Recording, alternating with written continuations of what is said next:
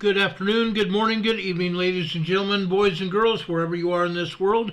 Welcome to Emergency Management Associates, coming to you from the Area Command 392 miles west of Kitty Hawk Beach, North Carolina. We want to welcome everybody to the program tonight. We're coming to you very late this evening. We did not mean to be this late, ever, but folks, don't go shopping on a Friday afternoon. We left today at 1 p.m., went to the post office. We went into downtown Morganton and picked some things that were special for my wife for Christmas.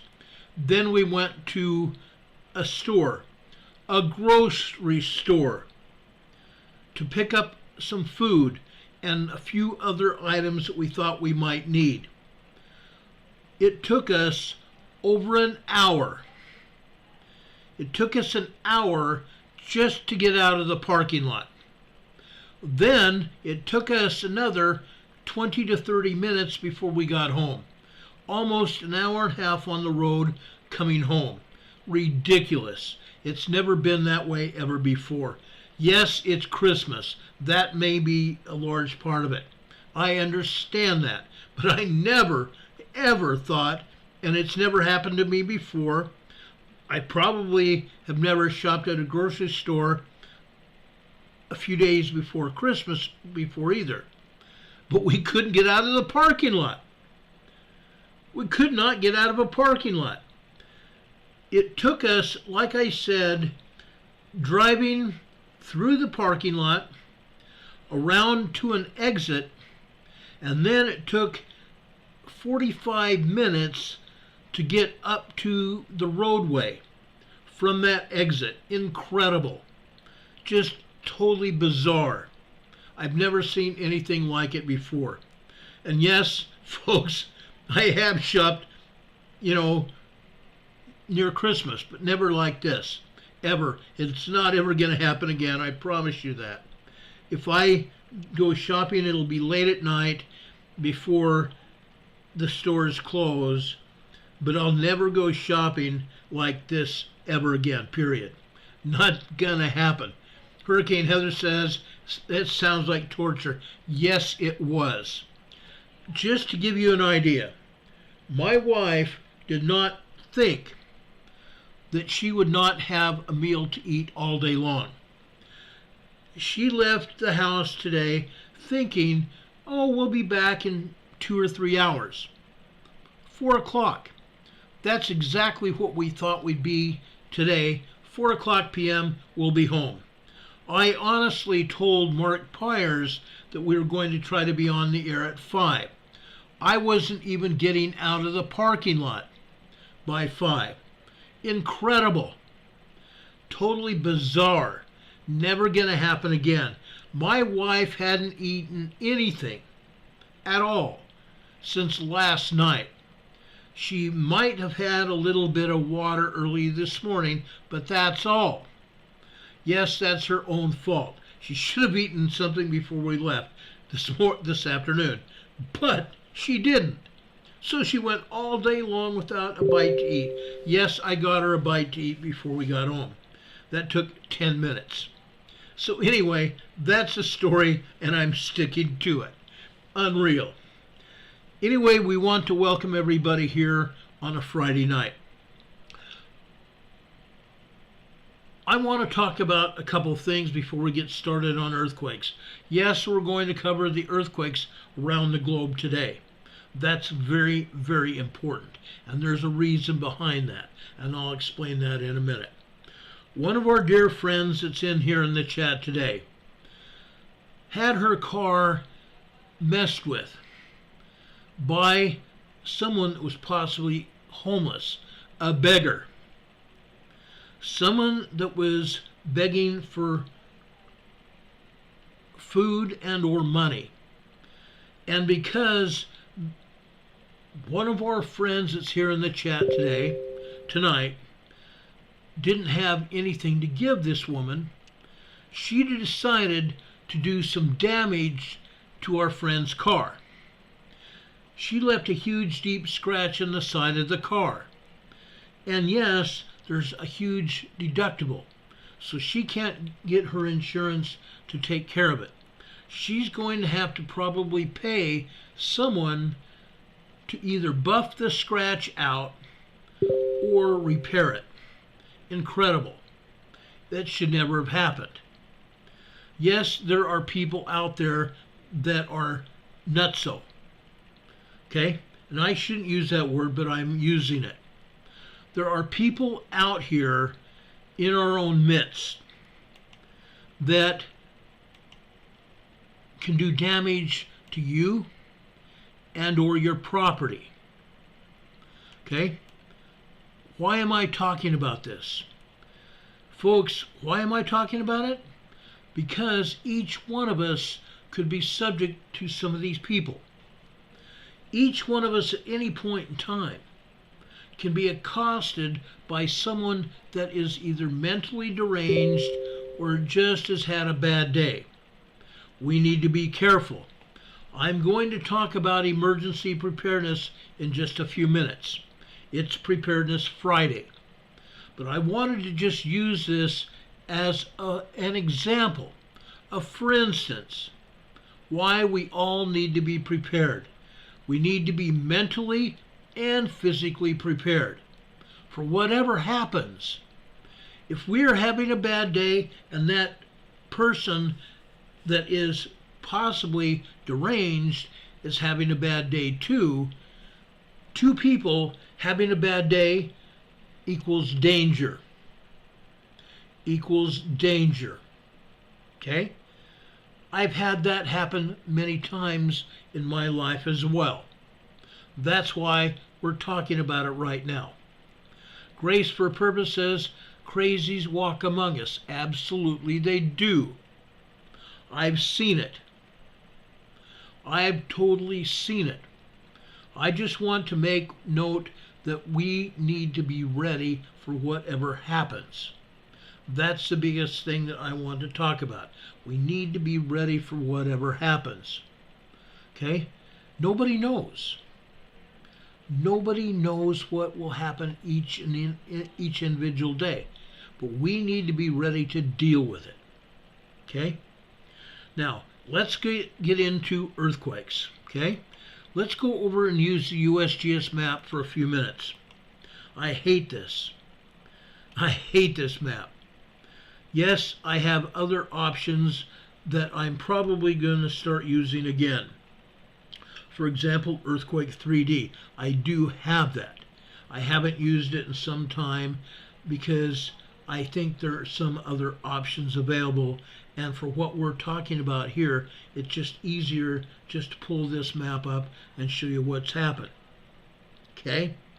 The biggest earthquake that we've had today is down south of Africa. South of Africa. About 2,000 miles south of Africa. Okay? This was a very strong 6.1 earthquake on the southern Antarctic ridge. The southern Antarctic ridge. Now what's going to happen with this earthquake? Okay? This earthquake is going to be working its way north into the Indian Ocean. Okay? This could trigger more earthquakes up here in the Owens Valley, just south of Iran and Iraq, what they call the Owens Valley in the Indian Ocean. It remains to be seen what exactly is going to happen. We will be monitoring this earthquake and the energy from it in the days to come. I'm not going to let anybody just sit here not knowing what's going to happen. This 6.1 earthquake could get larger, or it could get smaller as well as this seismic energy travels. There may be other seismic energy that's already holed up on these earthquake faults. That's the reason I said it might get larger than it is now. That remains to be seen. We've seen it happen before with other earthquakes in other places, but it could happen here. Okay? So let's go down here to the southern Antarctic ridge in the Atlantic Ocean here. Today we don't see anything down here in the South Sandwich Islands. However, that doesn't mean a darn thing. The USGS rarely tells us what's going on, or they rarely can tell us what's going on because they're hiding information. They do that frequently. The European agency shows nothing, not a darn thing. The only earthquake the European agency or the USGS agency is showing right here in South America is over here in the Andes Mountains again, on the eastern side of the Andes Mountains. This time it's in the Chilean-Argentine border region again. A 4.2 moderate earthquake here. This is in what they call the Abra Pampas region of Argentina.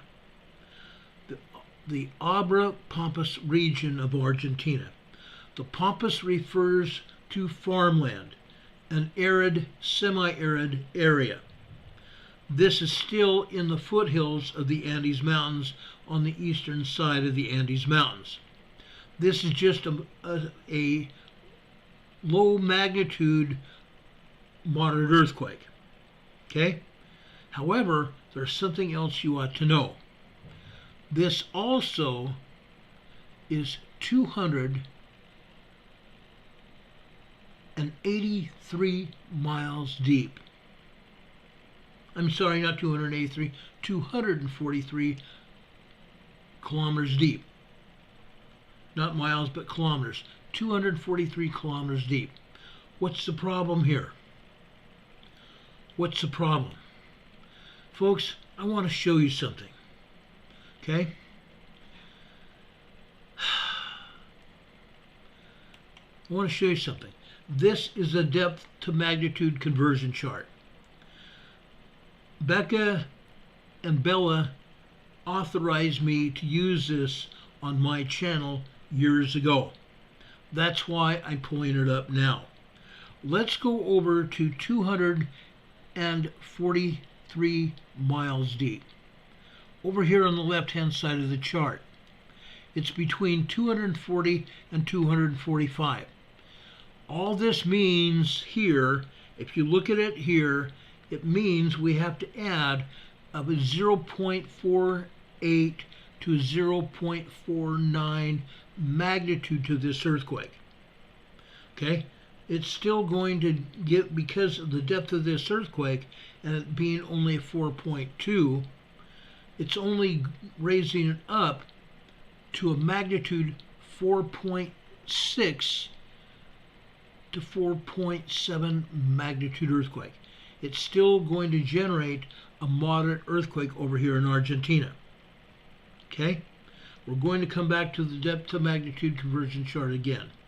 This is a semi-deep earthquake. That's why I wanted to point it out. This is a semi-deep earthquake. Now, folks, when I'm talking about that, this earthquake is down in the asthenosphere. Down deep into the asthenosphere. The Earth's crust is anywhere from 39 miles to 69 miles deep. What does that tell you? Okay?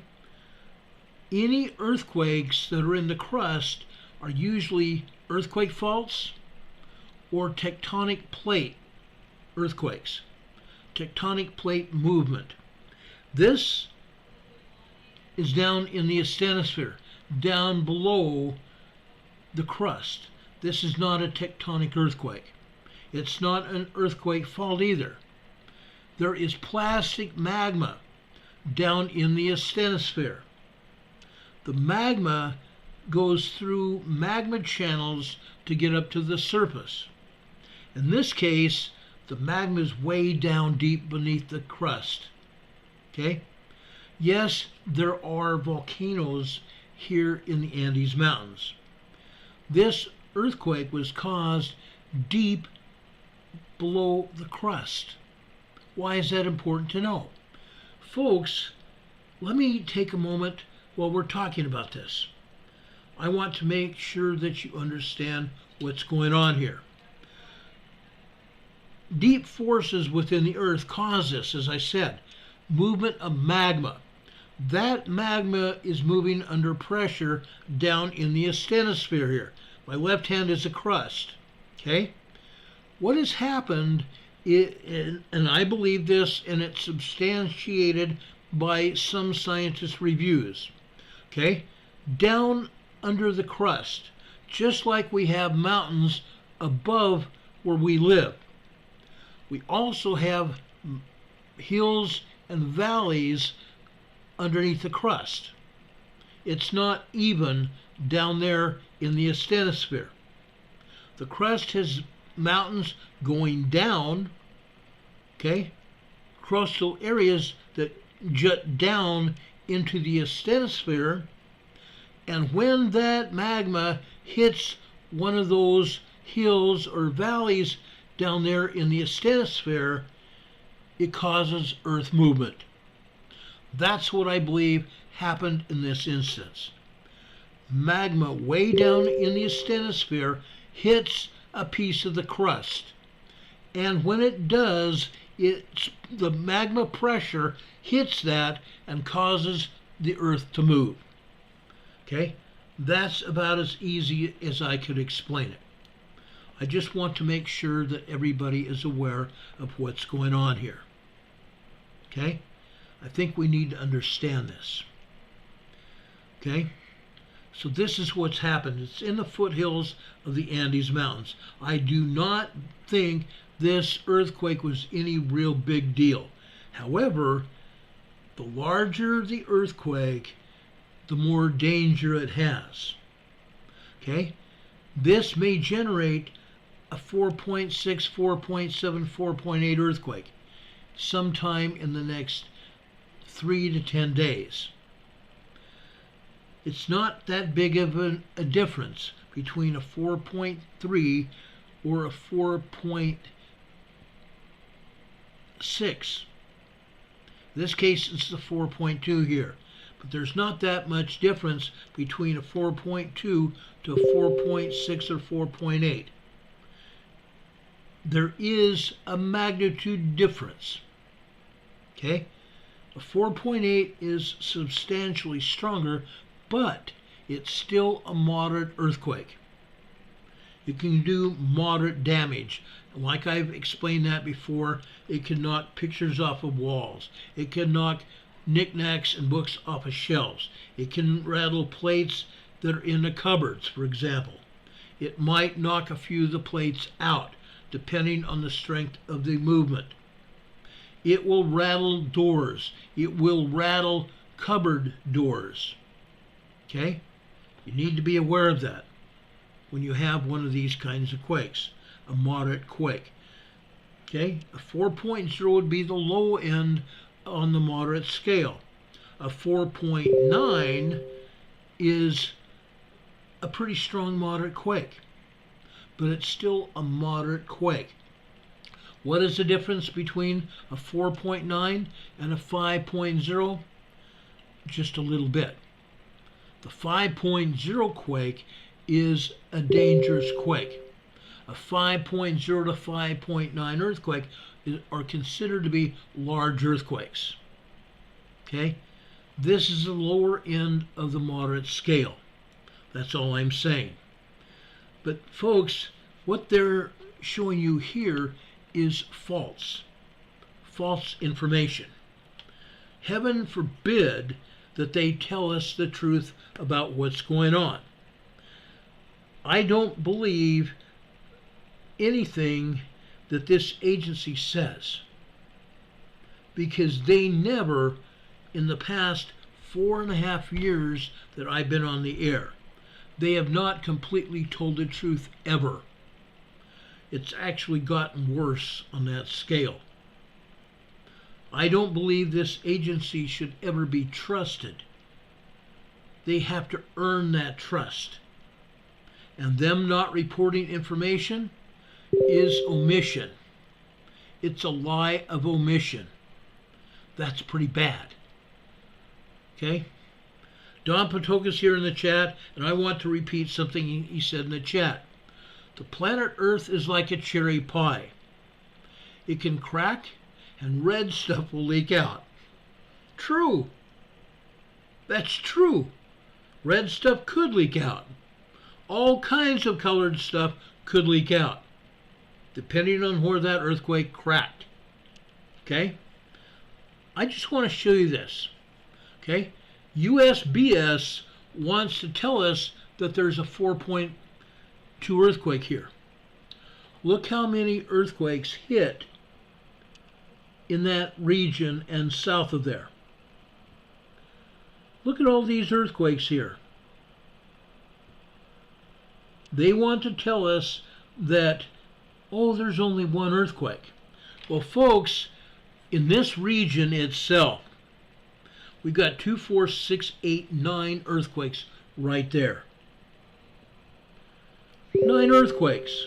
Why are they not telling us the truth? These earthquakes range from 2.6 to 4.2. 2.6 to the south and 4.2 over there in the region between Chile and Argentina. That's quite a difference. That difference is huge. 9 earthquakes in this region, they show us one. What a crock. Then, over in Colombia, northern Colombia, and this place has a tendency to rock and roll on a frequent basis. This is Santander, Colombia. This is a 2.5 earthquake there. A 2.5 earthquake over here in northern Colombia. This rocks and rolls on a frequent basis. Okay? So in South America, today, 10 earthquakes, and they show us 1. Okay? What a crock. I know for a fact also down here in South America, okay, we've had a 4.0. A 4.0. That's the only earthquake that they're showing us over here in southern Mexico. That's the only one. I know for a fact that there's about 18 earthquakes down here in southern Mexico, and they're showing us 1. And 1 other over here, okay? This one is over in Guatemala. This is a 4.1 here. A 4.1 there, just off the coast of Guatemala. Okay? You can see it here. Why are they not showing it? Why? You know, yes, I'm perturbed by it. But this is getting to be the new norm. They're going to show us anything they want to show us. It doesn't matter what the truth is. It just doesn't. It just doesn't. I'm going down here and I'm going to show you just what's going on here in Indonesia. According to USGS, nothing. Not a thing. Folks, that could not be any further from the truth. There are a lot of earthquakes down here in Indonesia. They're just not telling us about them. They don't care. They don't care. Now, I want to show you something else. Remember that big earthquake we had down here on the northeastern side of Mindanao Island, Philippines? They're showing us 2 earthquakes. This time they're right. According to the EMSC, the European agency, and the USGS, this case they're right. This is a 4.5. off the coast of Barcelona, Philippines. 42 kilometers deep. Right next to it, on the Philippine Trench, they're both here. This is a 4.8, 54 kilometers deep. Okay? If the USBS and the European Agency are right, that's all that's happened. Yesterday, the USBS did not show anything, and that couldn't be more further from the truth. There were quite a few earthquakes over here yesterday. Folks, as I said yesterday, 3 weeks ago, we had a 9.0, 10.0 earthquake, and I proved it. The agency said it was a mid-range 7. That couldn't be more further from the truth. All of the data, even the data the USBS showed us. Yes, I went searching for data. I had to, because the agency's not going to do it. Regardless of how much the agency does share, what the agency says and what is reality are two different things. And I proved it. From a 7.6, 7.7 earthquake, which they downgraded to a 7.5, I showed you data. I showed you absolute proof that this earthquake was a lot stronger than that. 9.0, 10.0 magnitude quake. This was a mega thrust earthquake. A mega thrust earthquake. Subduction. Subduction, guys. This whole area from Japan south,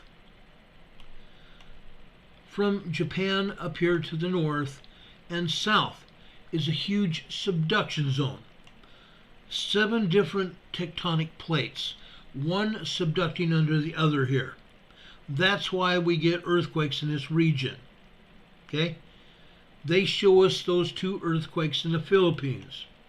They show us this 5.1 large earthquake in Tobelo, Indonesia. And they think that's good. They show us this other earthquake in Kokopo, or near Kokopo, not in, but near Kokopo, Papua New Guinea. A large 5.0.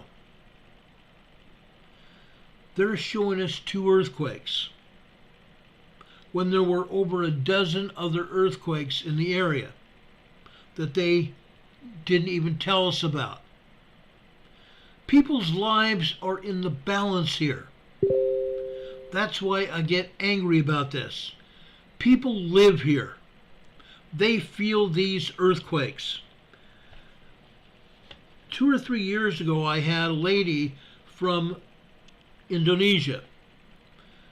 She wrote and asked why they were having so many earthquakes here in Indonesia. The simple answer was this: 7 different tectonic plates, one subducting underneath the other. That is causing the earthquakes over here. People's lives are in danger.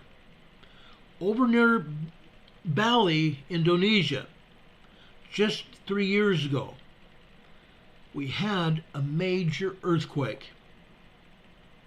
At the time, I didn't delve deep into finding out really how strong it actually was. They said it was a 7.2 down here in Bali, Indonesia.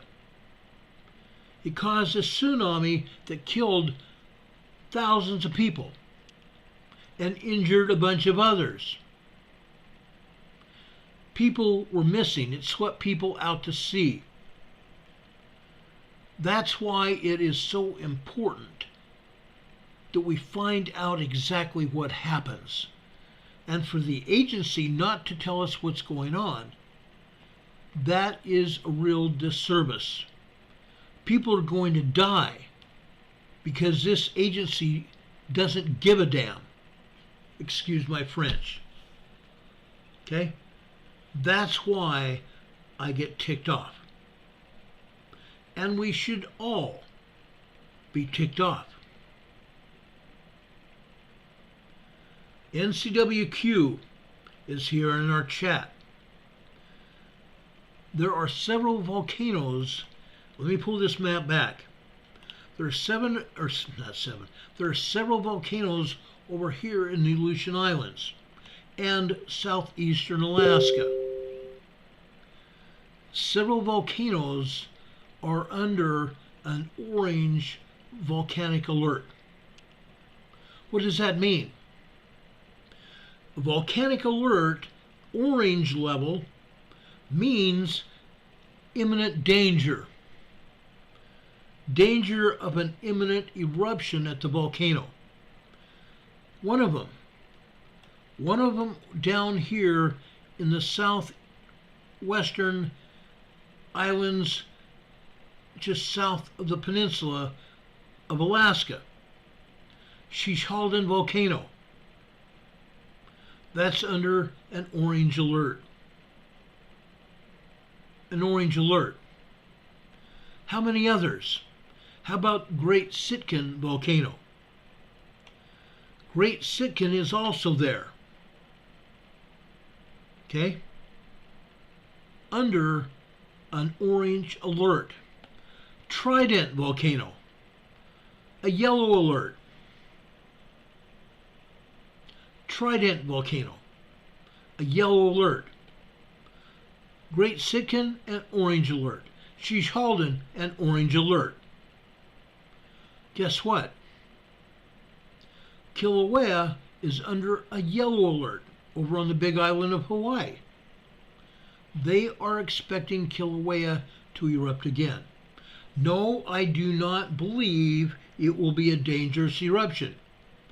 The eruptions that Kilauea has had have been through the floor of the volcano, over in the caldera. When a volcano erupts, okay, maybe I need to explain it. When a volcano erupts, folks, the magma beneath the caldera is hot. It's deadly hot. It's hot enough to melt through the other lava that had hardened since the last eruption. That's what happens. Once a volcano has finished erupting, that lava cools and forms a floor, forms what they call a caldera. In the past, when Kilauea has erupted, it's erupted through the caldera.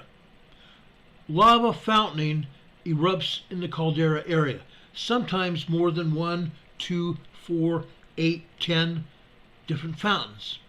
That's how Kilauea has erupted. A lot of years before that, probably 1,000, 2,000 years, Kilauea erupted with force. It went high up in the eruption, went high up into the atmosphere with ash and toxic gases. Lately, during the past 300 to 400 years, it hasn't been that strong. Yes, there has been lava pouring out of the volcano. That has happened. Okay? But all they're saying here with the Hawaii Volcanic Observatory is that they are expecting an eruption at Kilauea. We don't believe that it will be huge. We just don't. Let's pull in the Big Island of Hawaii right here. Now, they're not showing much of anything here. Down here in southern Pahala, they're showing a 2.7 earthquake. As I have explained before, and for anyone that's new here, anyone that's new, Pahala is like a gas station. There is a deep, let me back out here and go down into the deep South Pacific. Down here in the southern Pacific Ocean, there is a deep magma plume generating from deep around the core of the Earth. This magma plume comes up to the crust, and the magma enters magma tunnels in the crust of the Earth, and the magma is transported to all the volcanoes around the world. Really, that's what happens. In this case, over here in Hawaii, over here at the Big Island, all that means is the magma comes here to Pahala. Pahala is the distribution point for the magma to all the volcanoes around the island. Okay, that's what's happened here. And folks, they're showing one earthquake. One earthquake caused by magma here at Pahala. Okay, the magma plume from down in the Pacific comes up here to Pahala. And from there, Pahala distributes it to all the other volcanoes around the island. Okay, let's go over here right now. I pulled up Hawaii here. Why did I pull up Hawaii on my other device? I want to show you what's going on there. Okay, that's why. USBS only shows us one earthquake. Four earthquakes in this region. One out to sea. This is Nalahu. This is a 2.4 earthquake at Nalahu, off the coast of the Big Island. This is an offshore volcano. They call it an undersea mount. They call it an undersea mount volcano. Folks, there is magma going to that volcano. Magma has in fact broken the layer at the ocean bottom. And that volcano has in the past erupted at the ocean bottom. How do we know that? Because, folks, they find lava pumice floating on the surface of the ocean. Pumice is generated from the lava after it erupts from the volcano. And the pumice, being a very light rock, floats to the surface. That's what happened there in the past. I do not believe that Nalahu is erupting right now. I highly doubt it. But you need to know that that earthquake did happen. USGS not talking about it. Down in southern Pahala, there is a two 2.5 earthquakes here. Two 2.5 earthquakes. Usually there are upwards of 16 to 20 earthquakes down here in Pahala. I've seen that happen. Lately there's been anywhere from a handful up to 10 or 12 here in Pahala. Now, I want to take you up to Kilauea. Okay?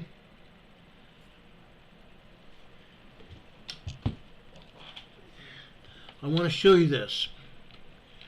Okay? Kilauea is over here. Kilauea is over here. These earthquakes in Pahala are over here. Let me zoom in here on Kilauea. There is Halemaumau crater. Kilauea, the volcano, is in Halemaumau crater right here. They're not showing any earthquakes whatsoever here. What I'm telling you about.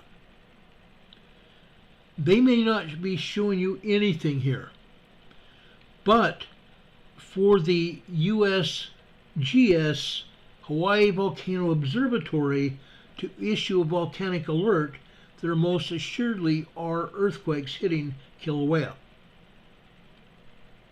There are earthquakes hitting Kilauea, or the observatory would not be issuing a volcanic alert. Fact. Fact. That and the emissions from the volcano. The volcano is always steaming.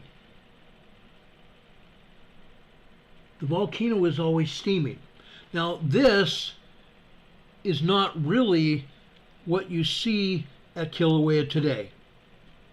Okay? Right here, oh gosh, where is it here? Right here, all they are showing is lava deep inside the crater. This is an old photo here, an old satellite photo. Lava has come up just about 100 feet from the rim of the volcano. There has been lava fountaining. There has been an increase of lava at Kilauea. Like I said, it's about 100 feet from the rim. They're not showing that here. Why have they not updated it? Who knows? We don't know. But for this to have happened, there's definitely is a problem. Okay? They're not showing us any earthquakes. What a crock. What a crock. I'm just saying. And that's not the only thing that happened here. Okay? What else? Over here at Mauna Loa, look where this earthquake is. This is over on the eastern flank of Mauna Loa. This is high on the eastern flank of Mauna Loa. Folks, you got to be crazy. The agency must have a screw loose. Their managers do. It's not the everyday person at USBS.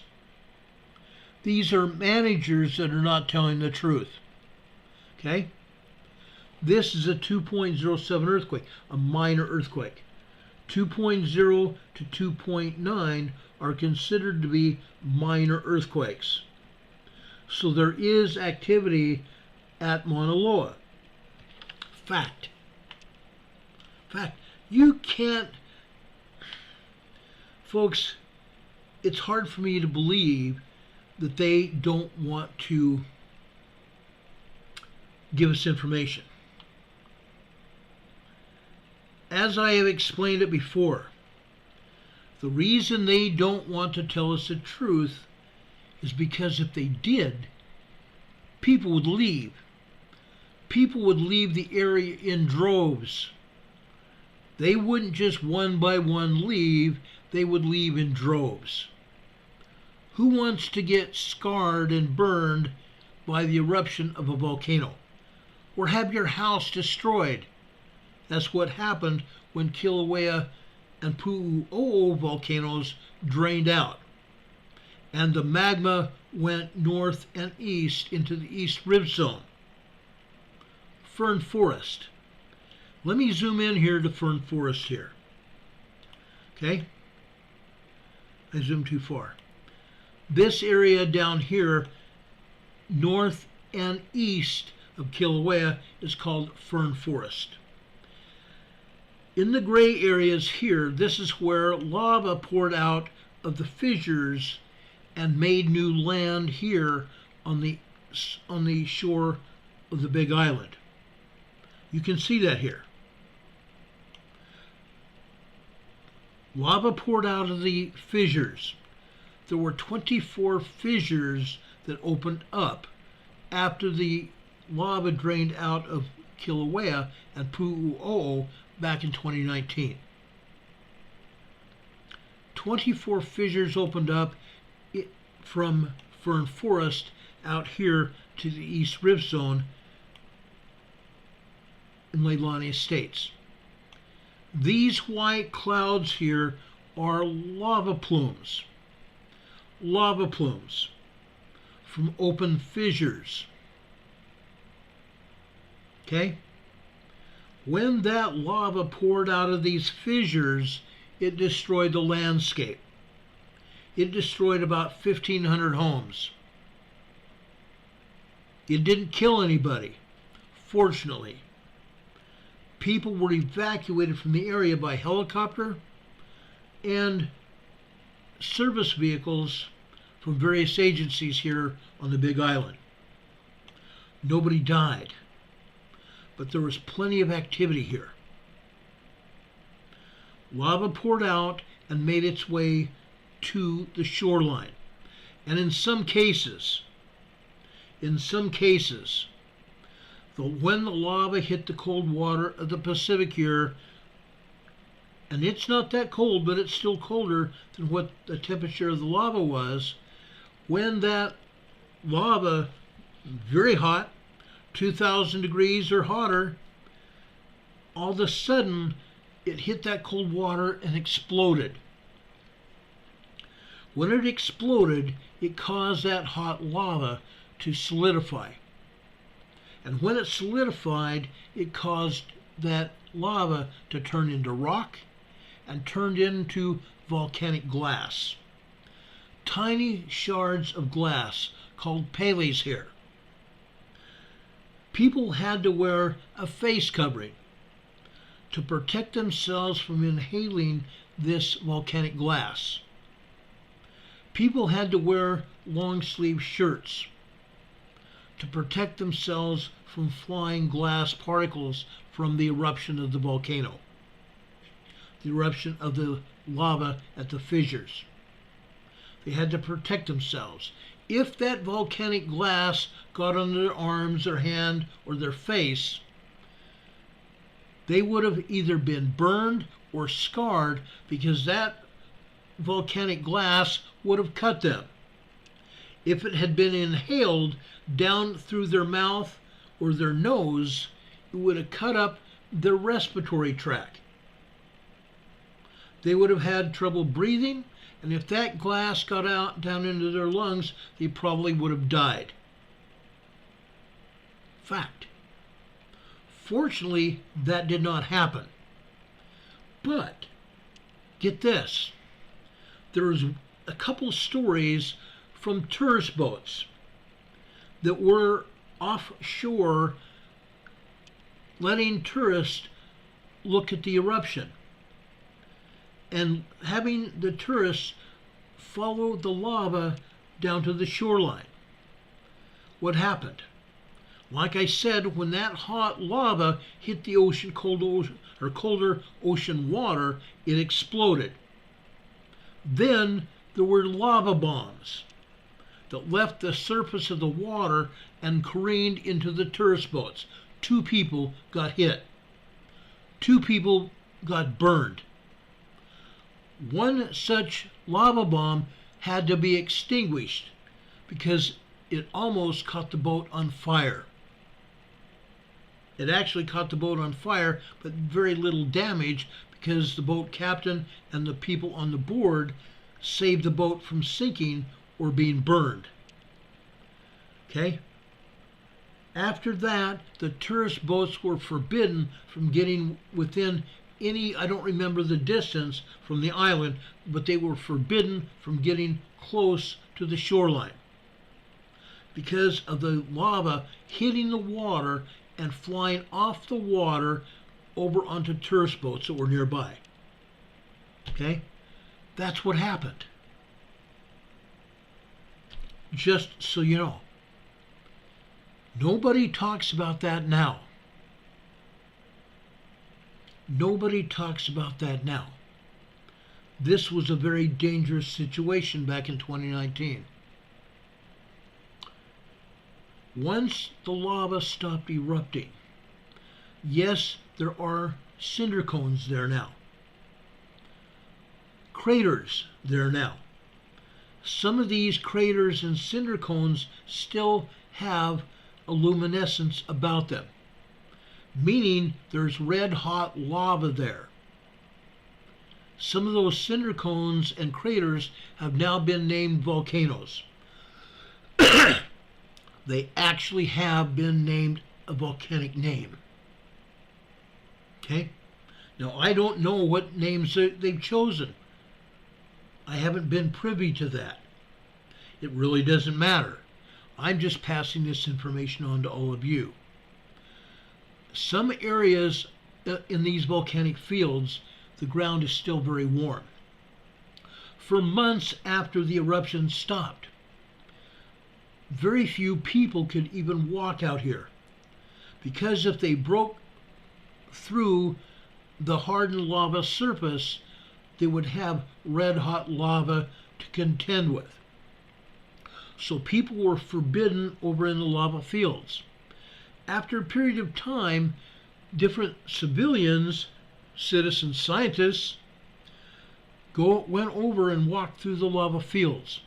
They found volcanic glass there. They found all kinds of interesting things in the lava fields. No duh. No duh. In some cases, there was enough lava to cover the tops of homes that were not destroyed yet. Covered the top of homes. The homes that did not burn down. That's how high these walls of lava were. I saw that. Sometimes lava was 15 to 20 feet in the air. I've got pictures of it. Big, huge lava walls that people were watching from a distance down the road from the lava that was expanding in the area. 15 to 20 foot walls of lava. No joke.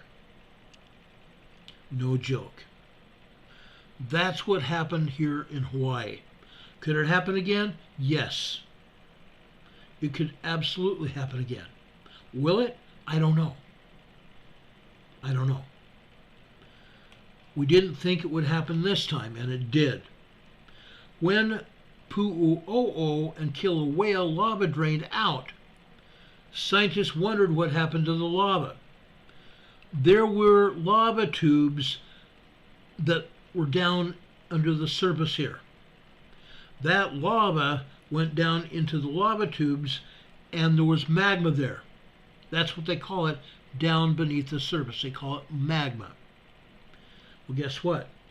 That magma traveled from the volcanoes out to this area. That's why we had an eruption over here in Fern Forest and Leilani Estates. Okay? For those of you that are new to this channel, that's what happened in 2019. Yes, it could happen again. Not just here in Hawaii. Okay? We've seen an eruption over in the Philippines. We've seen numerous volcanic eruptions literally all over the world. Always. Always. Something else that you should know. And I find it highly ironic that USGS is not showing anything over here in Sumatra, Indonesia. Several weeks ago, we had another volcanic eruption right here. Volcano. Okay? This volcano erupted up to 55,000 feet high into the atmosphere. Molten lava careened down the slopes of this volcano. Guess what? There was another eruption today. This time, gases and ash went high up into the atmosphere. There was no lava going down the side of the volcano, but there was what they call a phreatic eruption here at this volcano. There happens to be an airport in the area. Well, guess what? They had to close that airport today because of falling ash from the eruption. This whole area for probably 1,000 to 2,000 miles was closed off airspace. Because what happens when you have a plane up in the air with ash flying around in the clouds? What happens? The ash gets sucked into the jet engines of the aircraft, and all of a sudden they don't work anymore, and planes could crash. It's happened in the past. When these eruptions now happen, they put up an alert. That's one reason they've issued an orange alert up in the Aleutian Islands for those volcanoes, so planes can avoid flying there. Planes, small aircraft, and helicopters are told to stay out of the area. That's what they do.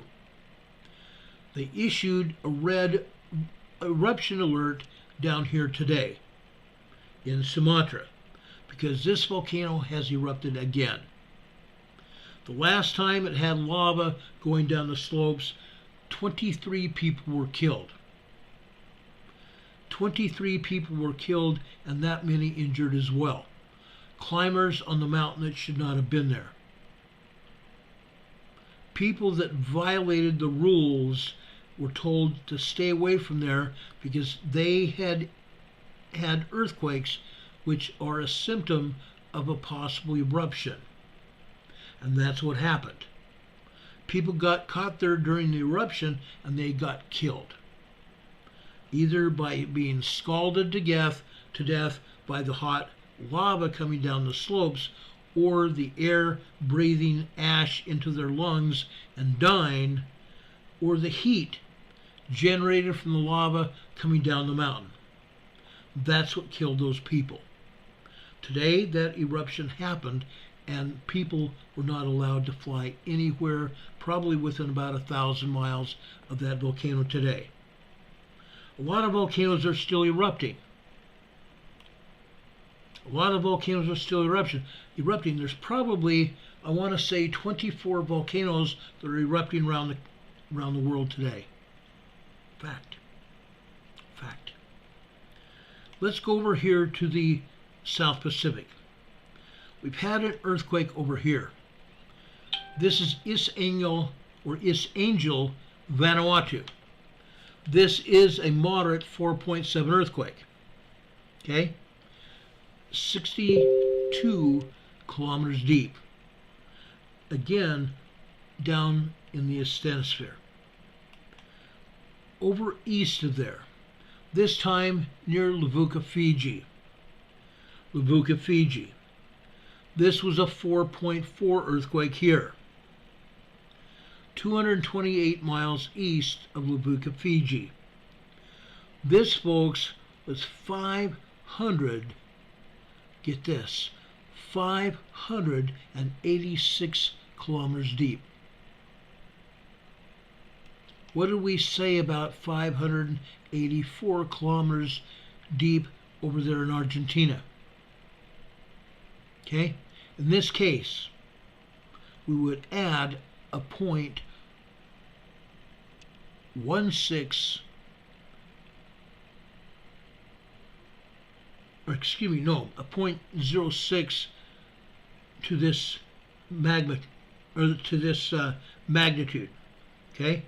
This means we might have a 4.8, 4.9 earthquake as a result of this earthquake here today. Okay? But that's not all, folks. There's more.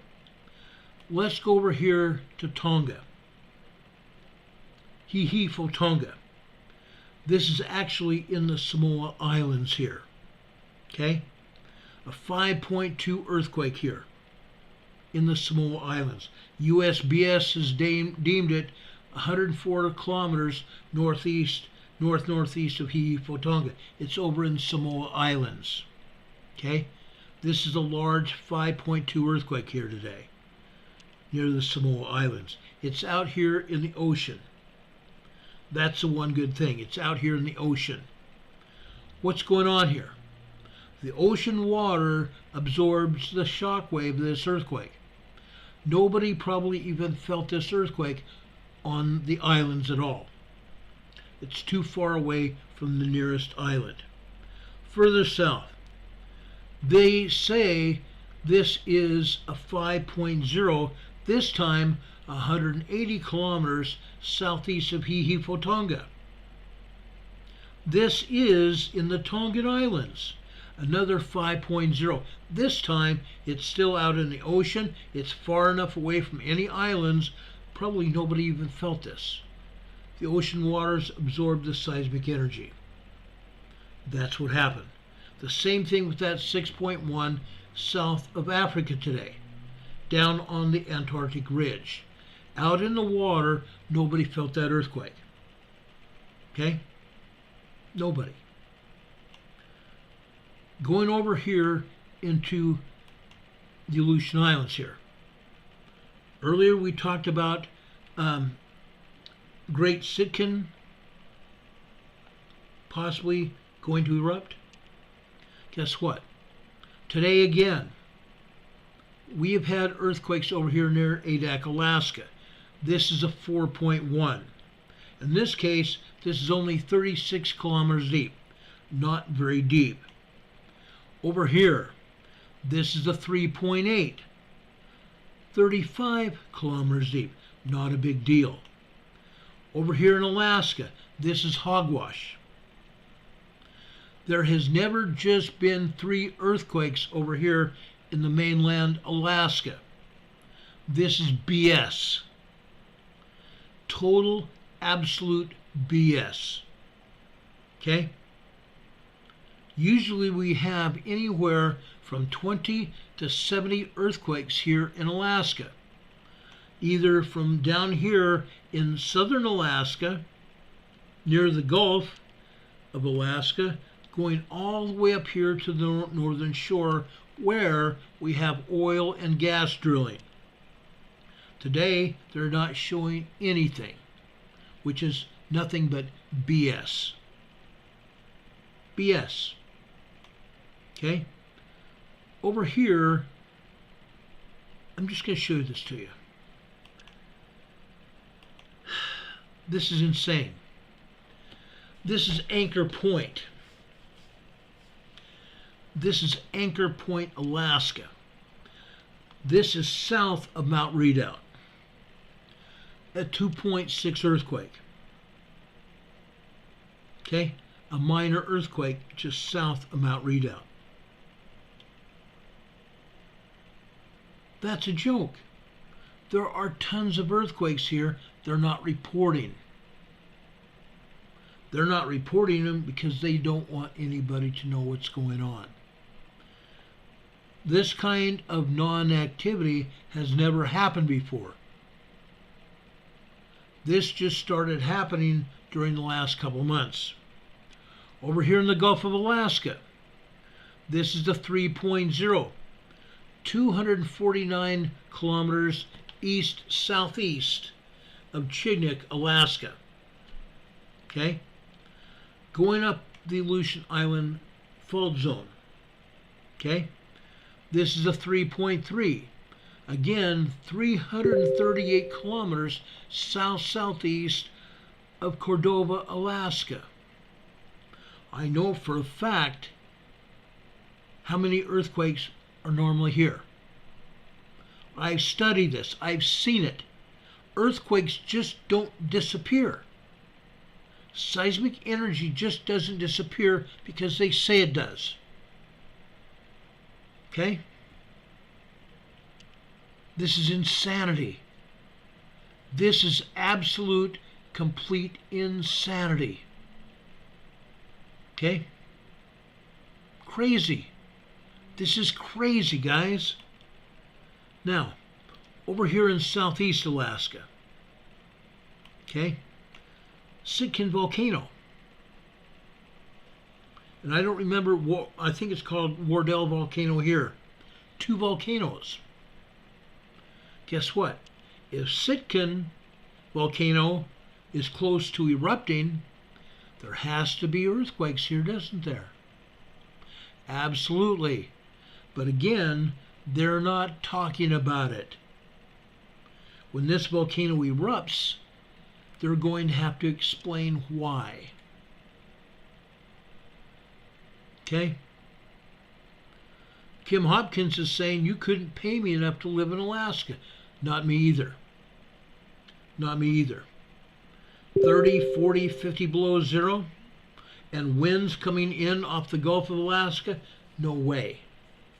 No cotton picking way in the world. A place to visit. My dad had a great time with his brother-in-law, my uncle. My mother's brother used to live in Anchorage. Now, over here in Anchorage, let's look at this just real quick. Okay? Let's go over here to Anchorage. Right here. This is the town of Anchorage. It's a pretty good sized town. It's a pretty good sized city. Okay? There's a huge international airport here in Anchorage. My uncle and aunt lived here. My Uncle Mel was a pilot. I visited here for a few days. A long time ago, a very, very long time ago, I was a scoutmaster. My troop desired to go to McKinley. And I at first told the troop there is no way. We have to get permission from the authorities in Alaska to visit Alaska as a troop. We have to get permission to go up to McKinley. They're not going to give it to us. I was wrong. We also had to get permission from the San Diego County Council. I said that was impossible. Guess what? We got permission. We also had to get permission from the church. I said that was impossible. Guess what? We got permission from the church, we got permission from the council, and we got permission from the government of Alaska and the authorities over at McKinley. And yes, my scouts went up to McKinley. My uncle flew down from Anchorage to San Diego and picked us up.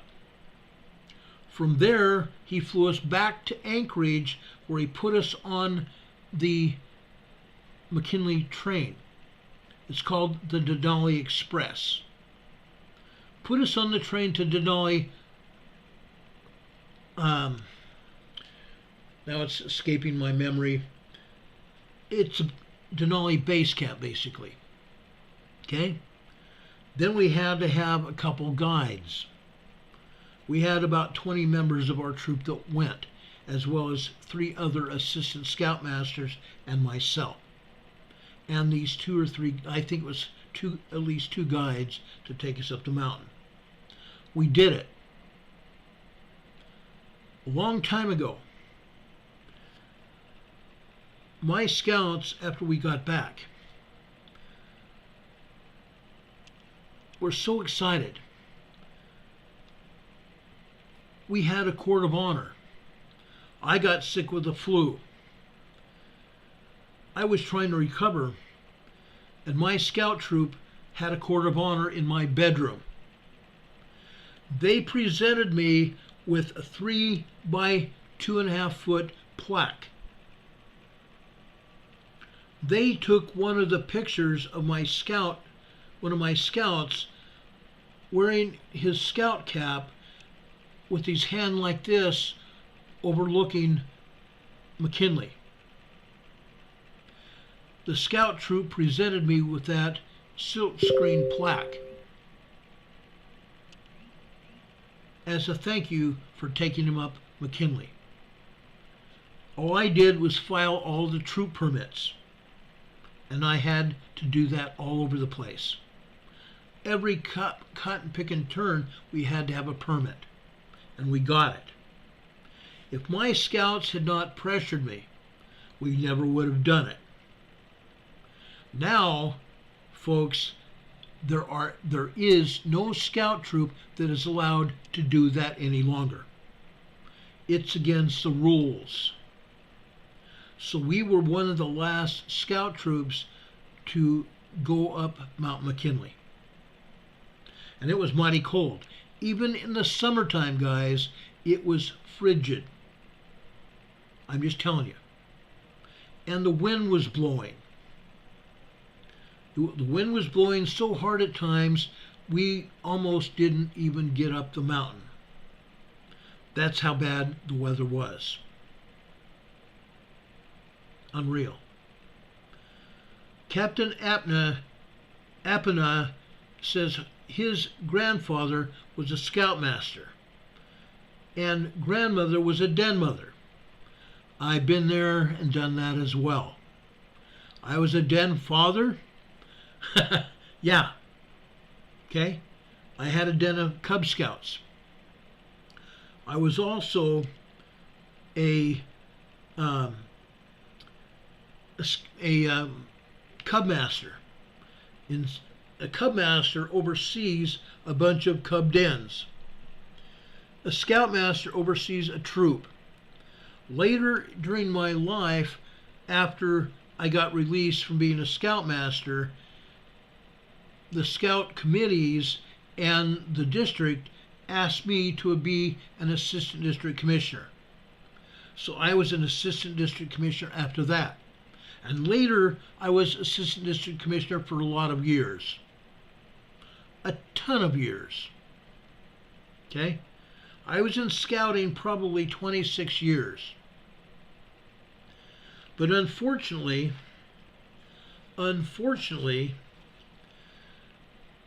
the Scouts and the district, the San Diego County Council, and even the Denver, I don't even remember what they called it in Denver, the district and the Denver Scout Council didn't keep much good records at all. I was eligible as a Scoutmaster, having put in that amount of time, for what they call, I believe it's called the Golden Buffalo, or the something like that. Anyway, I was eligible as a Scoutmaster, having put in all that time. But you have to verify that. At the time, I lived in Denver, so I called the San Diego County Council. I spoke to people that knew me. They told me, Ron, you're either going to have to come to San Diego again and spend days to weeks going through old boxes of records in a storehouse, in a storage locker, trying to go through boxes of records to find my own records, or I would have to hire somebody to do it. Needless to say, number one, I didn't have any money to hire somebody to go through Scout records to prove my record as a Scout leader. I didn't do it, and nobody else did either. So I never got that award. I never got it. I wish I had. Anyway, more BS. Literally, more BS. But folks, over here in Alaska, there's always earthquakes. Always. Always. A lot more earthquakes than they're showing here. And even over here in southeastern Alaska, where these volcanoes are, there are earthquakes, or they would not have issued an earthquake alert or a volcanic alert. Okay? They're hiding it. They're hiding it. It's sad. Just like the Pacific Northwest here. You don't see any earthquakes here, yet I showed you earthquakes at the volcanoes last night. I told you what was going to happen. I showed you the activity. Yet USGS has no part of it. They never will. They don't believe that they are beholden to anyone. It's not the everyday United States Geological Survey person. This has to do with management, and management only. I want to make that perfectly clear as well. Okay? Further south here, okay? You don't see any earthquakes in the southern Cascadia region either. Up here to the north, there will be a Cascadia megathrust earthquake offshore from Seattle-Tacoma area. Okay? Over here, this is called the Strait of Juan de Fuca. This waterway coming in from the Pacific going into the Seattle-Tacoma area, the Strait of Juan de Fuca. Out here in the ocean, there is a Cascadia subduction zone earthquake fault here. That's what I'm showing you right now. East of there, excuse me, not east, west of there. Holy cats. Elizabeth Hutchison just gave us a $200 super chat. Elizabeth Hutchinson, thank you so much. God bless you for that. Elizabeth put up here, Merry Christmas, Ron, to you and your family. I hope this small gift reflects my appreciation for all that you do. God bless you and the entire family here on your EMA program. Please keep my family in your prayers. We will. Thank you, Elizabeth. God bless you. God bless you and your family with all the blessings that you stand in need of. We appreciate and love you very much. We love all of you here. We love all of you here in our EMA family. Okay? I tell you that all the time, but I mean it. I mean it with every fiber of my being. We love you. That's why we do what we do. Okay? Getting back here off the coast of Seattle here. Gosh, Elizabeth, I will never forget that. God bless you. Off the coast of Seattle here, near the Cascadia subduction zone, or further west over here to the Juan de Fuca Fault. The Juan de Fuca Fault can be characterized by the zigzag fashion that the fault takes. That's the Juan de Fuca Fault. It connects further south with what they call the Blanco Fracture Zone, which is running from southeast to northwest here. Down at the bottom of the Blanco Fracture Zone, there's another connection. It's the Gorda Ridge. The Gorda Ridge. The Gorda Ridge goes from the northwest, from the northeast, going to the southwest, and connects with the Gorda Escarpment. This Gorda Escarpment runs east-west away from the California fault line, or California coastline. It also connects with the Cascadia subduction zone here, which also connects to the San Andreas Fault. This is called the Triple Junction. The Triple Junction. There's almost always a 2.2, 2.7 magnitude earthquake, minor earthquakes, or at the very least a 1.5, 1.7 tremor. They have not been showing these earthquakes in a very long time, which means they're derelict of duty. Okay? This is moving. It doesn't stop. Seismic energy doesn't stop. As I explained earlier in the program, tectonic plates are moving worldwide. There are going to be other earthquakes as a result of that tectonic plate movement. Plain and simple. Now, we showed you this Cascadia subduction zone. It runs south down the coast of California until right before it reaches San Francisco. What you need to know here, there are some earthquakes over here. Okay? USBS is only showing one earthquake. This is another fallacy. It's a lie. There are at least 15 to 30 earthquakes here in the geysers. This is the geysers facility. The geysers facility is a geothermal power plant, much like that power plant that's just north and east of Grindavik, Iceland. Okay?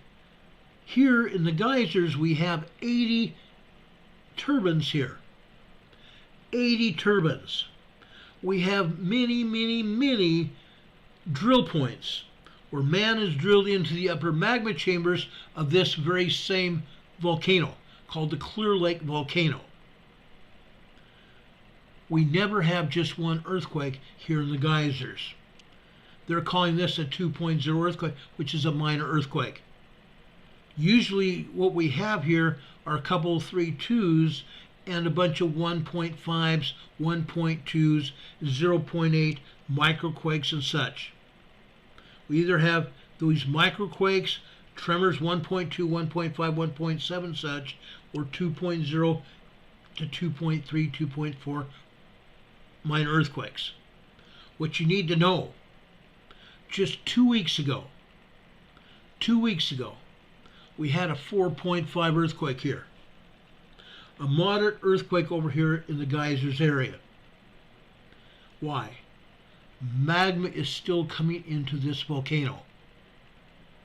This is an active volcano. It has been active for a lot of years, probably hundreds of years. Okay? An active volcano. People felt that moderate earthquake. And yet today, they're saying there's only one earthquake here in the geysers. What a bunch of crap. They're not showing any earthquakes here. Nothing around the nothing around the San Francisco Bay Area. What a crock. We have 3 major earthquake faults here. The San Andreas Fault, which runs just west of the San Francisco Bay Area, right here. You see it at the entrance to the San Francisco Bay, just 3 miles away from the San Francisco Zoo, and only a couple of miles away from the San Francisco Airport. Yeah, the San Francisco Airport, guys. The San Francisco Airport right there. No, that isn't it. Sorry.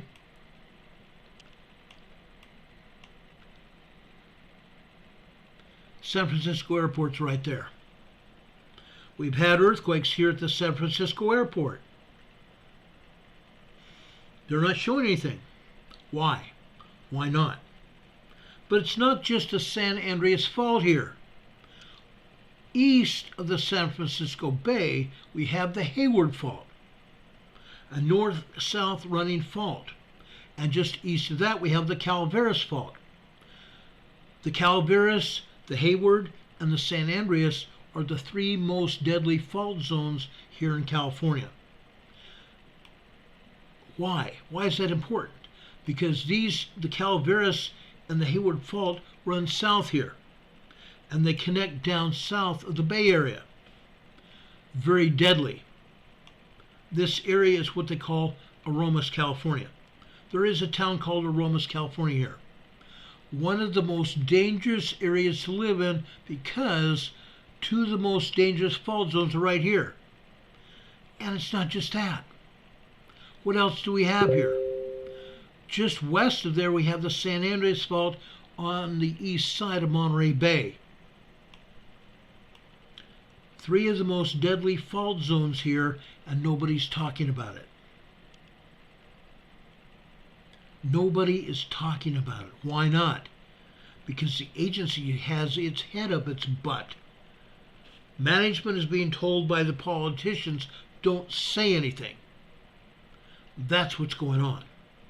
Don't say anything, because people will leave the area and they won't need us any longer. That's what's really going on here. No earthquakes in Los Angeles area? What a crock. In the past 2 weeks, we've shown you plenty of earthquakes hitting here, even over on the eastern side of the Los Angeles Basin. What's going on there? There's a volcano there, guys. We've talked about this a lot. There's a volcano.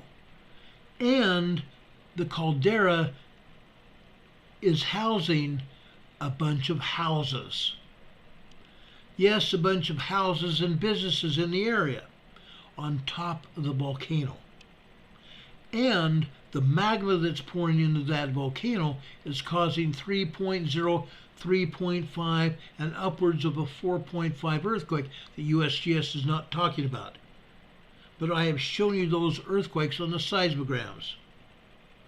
Earthquakes happening over here northeast of San Diego County. Down here in the Imperial Valley. All over here. All over. They're not talking about it. Why not? Why not? Folks, over here in southwestern Texas, usually there are 15 or 20 earthquakes over here every day. They're not showing those either anymore. Okay? Why not? Why not? Over here in Texas, Westbrook, Texas, West Central Texas. This is a 2.6 earthquake. Just north of it, we have a 2.8 in Snyder, Texas. They're not the only ones. Both in Snyder and also down here in Westbrook, it's a huge volcanic area, or not volcanic, it's a gas and oil area. Tons of oil and gas producing wells are here. That's why there are earthquakes in this area. All over. Westbrook, all the way north to Snyder. We've had many, many earthquakes here in Snyder before. Oil and gas. Westbrook and Snyder, Texas, oil and gas. All over. Now, I want to go over to Iceland real quick. Well, no, before we get there, let's go over here into the Caribbean. Over here by the Dominican Republic, just north of the Dominican Republic, we had a very large earthquake here. They call it a 5.3. I think it was stronger than that. I think this was probably a 5.6, 5.7 earthquake. They can't say it wasn't. Their own data suggests it was stronger. They're calling it a 5.3 here. Look where it's at. It's on the Cayman Ridge. The Cayman Ridge. The Cayman Ridge, as I pointed out before, originates over in Guatemala. It travels throughout the Caribbean here. Let me back it out here. I want to show you this so you see it. Okay? It generates over here in Guatemala. It goes out here into the Caribbean. Then it takes a northern turn. It turns over here and stops just south of the Cayman Islands. Then it continues east and south of the Cayman Islands. It goes north of Jamaica. It skirts a southern area of Cuba. It continues eastbound past Jamaica and the Dominican Republic. Today, that same earthquake fault, it's a huge undersea trench, the Cayman Trench, generated a 5.3, 5.6, 5.7 earthquake. Okay? 65 kilometers northeast of Samana, Dominican Republic. This was out in the ocean. I highly doubt that anybody felt this earthquake. I highly doubt anybody felt this earthquake. It's too far offshore. Okay? Over here, also on the Cayman Ridge, we had a 3.7. A small 3.7. South of there, closer to the Dominican Republic, we had a 4.0. Aftershocks is the 5.3. Over here in the northeast part of the Dominican Republic, this is a 3.0 earthquake. East-southeast of Miches, M-I-C-H-E-S, Dominican Republic. Out to sea here, northeast of there. This, folks, is on the northwest side of the Mona Passage. The Mona Passage is a body of water between the Dominican Republic and Puerto Rico.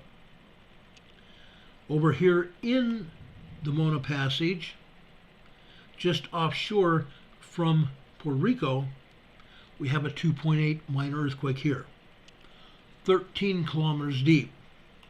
Okay? USBS is not telling us about any earthquakes except this in south central Puerto Rico. This is a 2.5, 8.1 kilometers deep. It's not the only earthquake here. I'm going to show you more earthquakes in just a half a shake here.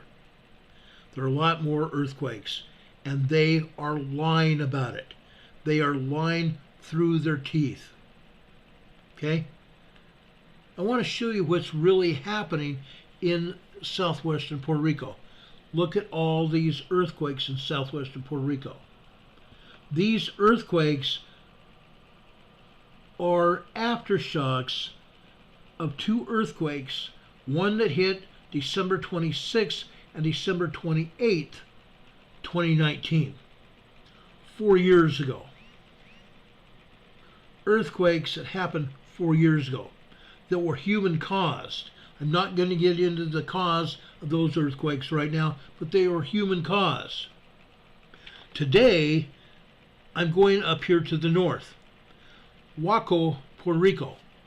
This one is a 2.1. Now I'm going to go south from there. 2.2. A 2.3. 2.4. Guanica, Puerto Rico. 2.4 in Guanica, Puerto Rico. Why is that important? One of my dear friends there is the captain of the Puerto Rican police force, and he lives in Guanica. My buddy Dominic. I've had him on the show a few years ago. Not just that, but just west of there is a 2.1.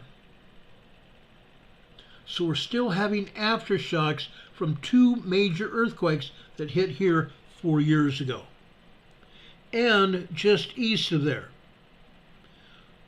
4 miles east of Taloboa, Puerto Rico, just offshore, this is a 2.32. A 2.32. USGS shows 1. 1. What is wrong with these people? The European agency is showing us these earthquakes. Even the European agency this week was not showing earthquakes here. I questioned that because we have had two major earthquakes 4 years ago, and there has hardly been a day when we haven't had earthquakes here. Yes, the agency refuses to tell the truth. Absolutely refuses to tell the truth. Just northwest of the U.S. Virgin Islands. This is a 4.0 also in the Cayman Ridge. Nobody felt these large earthquakes because they were far enough from land to feel them. Okay? Real briefly before I get into preparedness. Over here in Iceland, we've had some earthquakes here. I'm going to tell you, we've had a few earthquakes here. It has not stopped. Earthquakes are happening here because of two reasons. Number one, you see this earthquake fault? It's called the Mid-Atlantic Fault Zone. The Mid-Atlantic Fault Zone. There have been many earthquakes here. A lot of earthquakes here. Why? We have seen earthquakes generated down in the South Pacific or South Atlantic Ocean, the South Sandwich Islands. 5.0, 5.5, 5.6, and even 6.5 earthquakes in the past year. That seismic energy follows the entire Mid-Atlantic Fault north. Okay, you're seeing it here. Follows the entire Mid-Atlantic Fault all the way south down here. South to the central Mid-Atlantic, all the way continues south to the South Atlantic here. Okay, this is the South Atlantic Ridge here. Down here in the South Atlantic or South Sandwich Islands here, these earthquakes make their way up the Mid-Atlantic. all the way north. We've seen earthquakes here in the central mid-Atlantic. Those earthquakes make their way north here, all the way north here to Iceland and even past that. We've had earthquakes all the way up here into the northern islands of the Atlantic. I can't remember the island name. It starts with an S here. It belongs to Norway. Okay? Svalbard. The island of Svalbard here. We've had 4.5s and even a 5.3 here earlier this year. But getting back here to Iceland, the mid-Atlantic ridge is expanding. It is breaking Iceland apart. We've seen fissures opened up, not just because of volcanic action here in Iceland.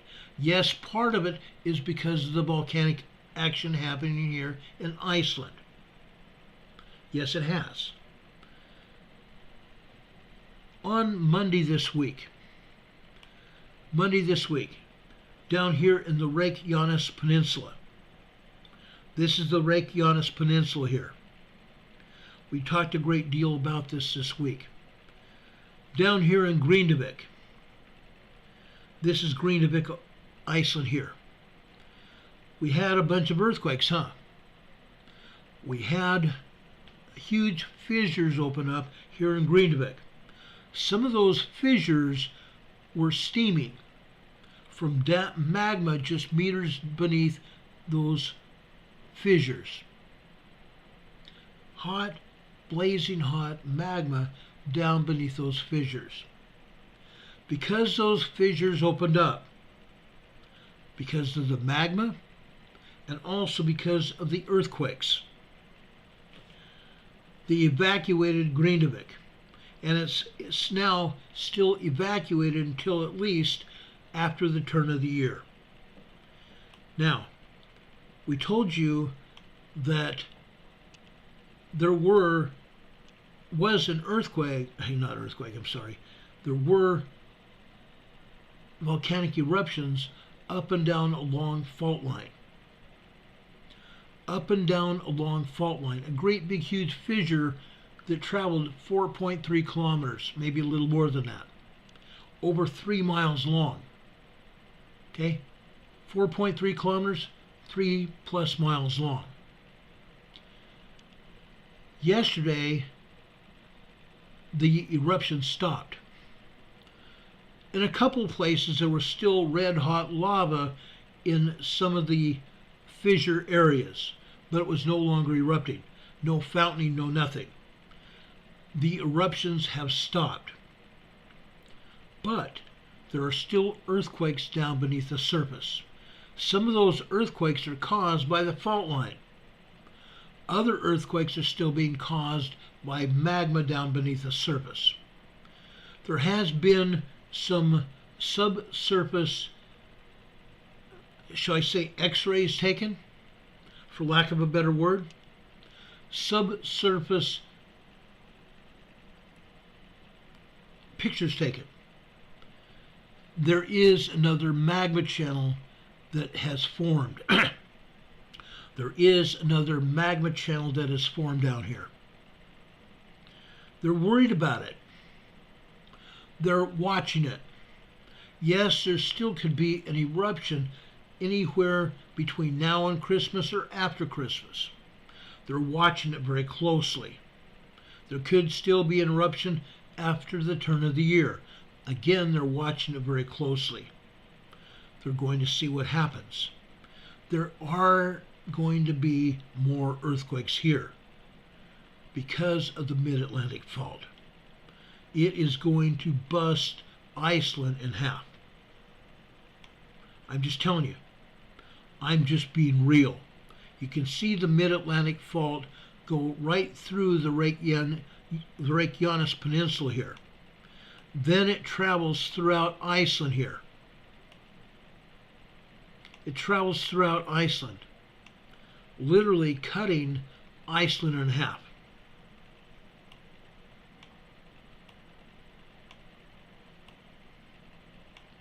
And there have been earthquakes all the way up here in northern Iceland, where the earthquake fault is. So, folks, we have more interesting information here, don't we? We still may have a volcano eruption here. Hurricane Heather says, Calvin, I don't believe that Grindavik or Reykjanes is a supervolcano. I don't believe it either. Okay? It is a volcano, yes. It's not a supervolcano. It's not. There's no way. There's just no way. I've studied it.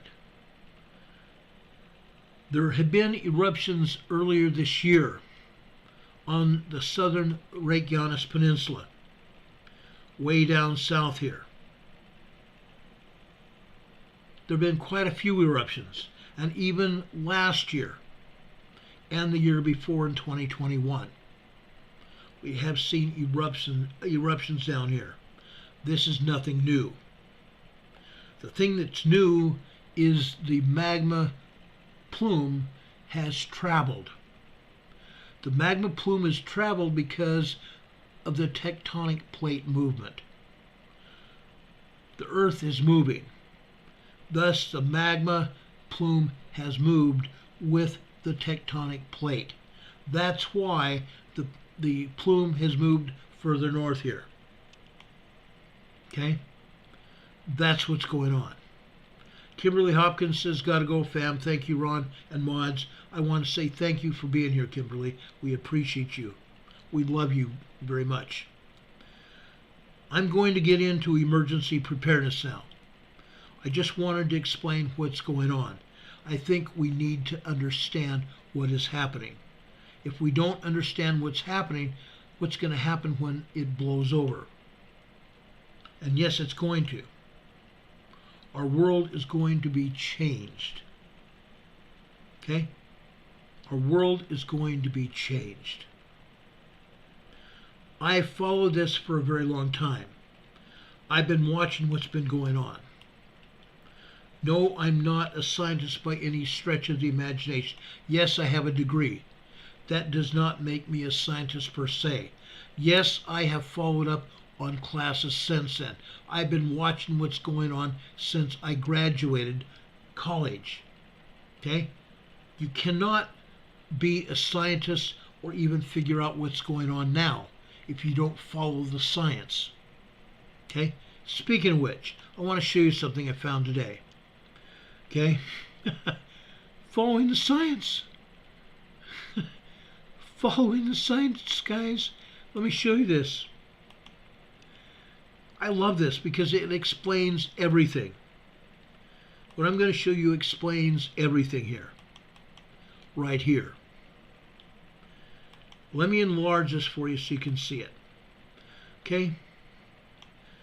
Charles Schulz wrote the Peanuts cartoon. This says, it has Linus saying, trust the science. Trust the science is the most anti-science statement ever.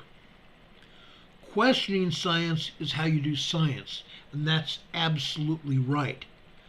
Questioning what's going on is true science.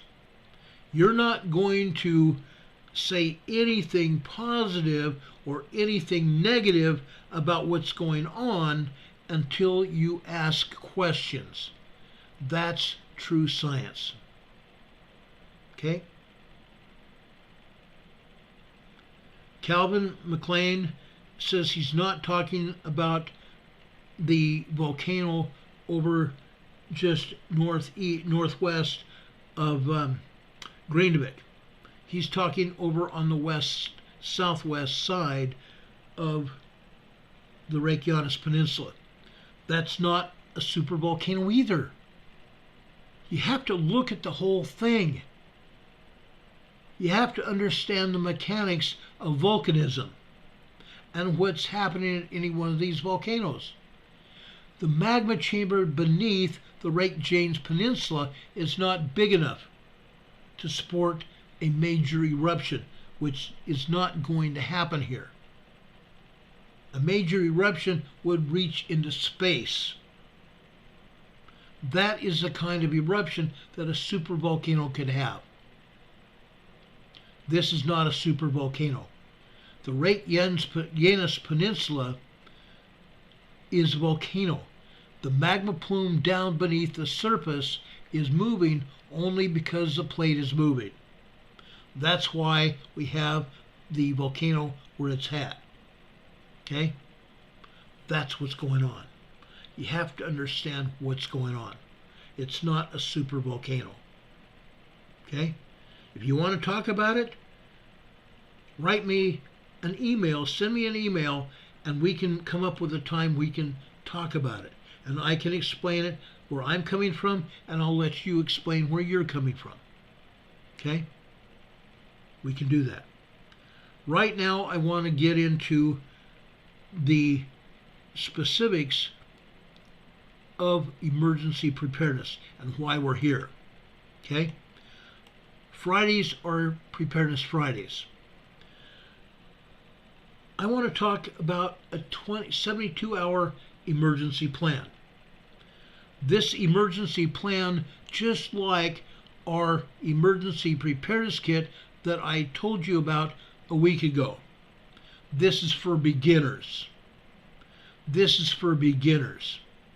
I do not want to take you to a place you don't belong.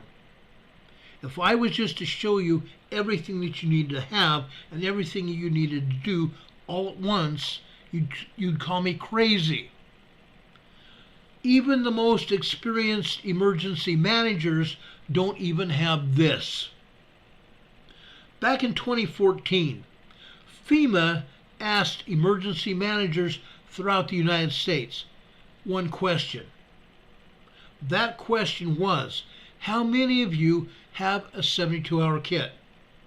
Back then, FEMA was asking all of us to get everybody around the country thinking and doing an emergency preparedness kit, a 72-hour kit.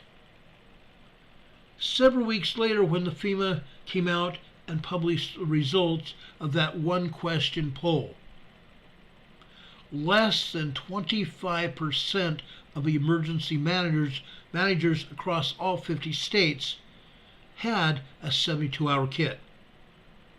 If we can't get emergency managers to have a kit, how am I or any other emergency manager going to convince any of you to have a kit? Okay? I have a kit. I have several emergency preparedness kits. I've got a full-blown preparedness kit. A big one. I have a 72-hour kit. I have a smaller kit for my wife. My 72-hour kit is about 45 pounds to carry on my back. Hers is a lot less because she is shorter than I am and not built as big as I am.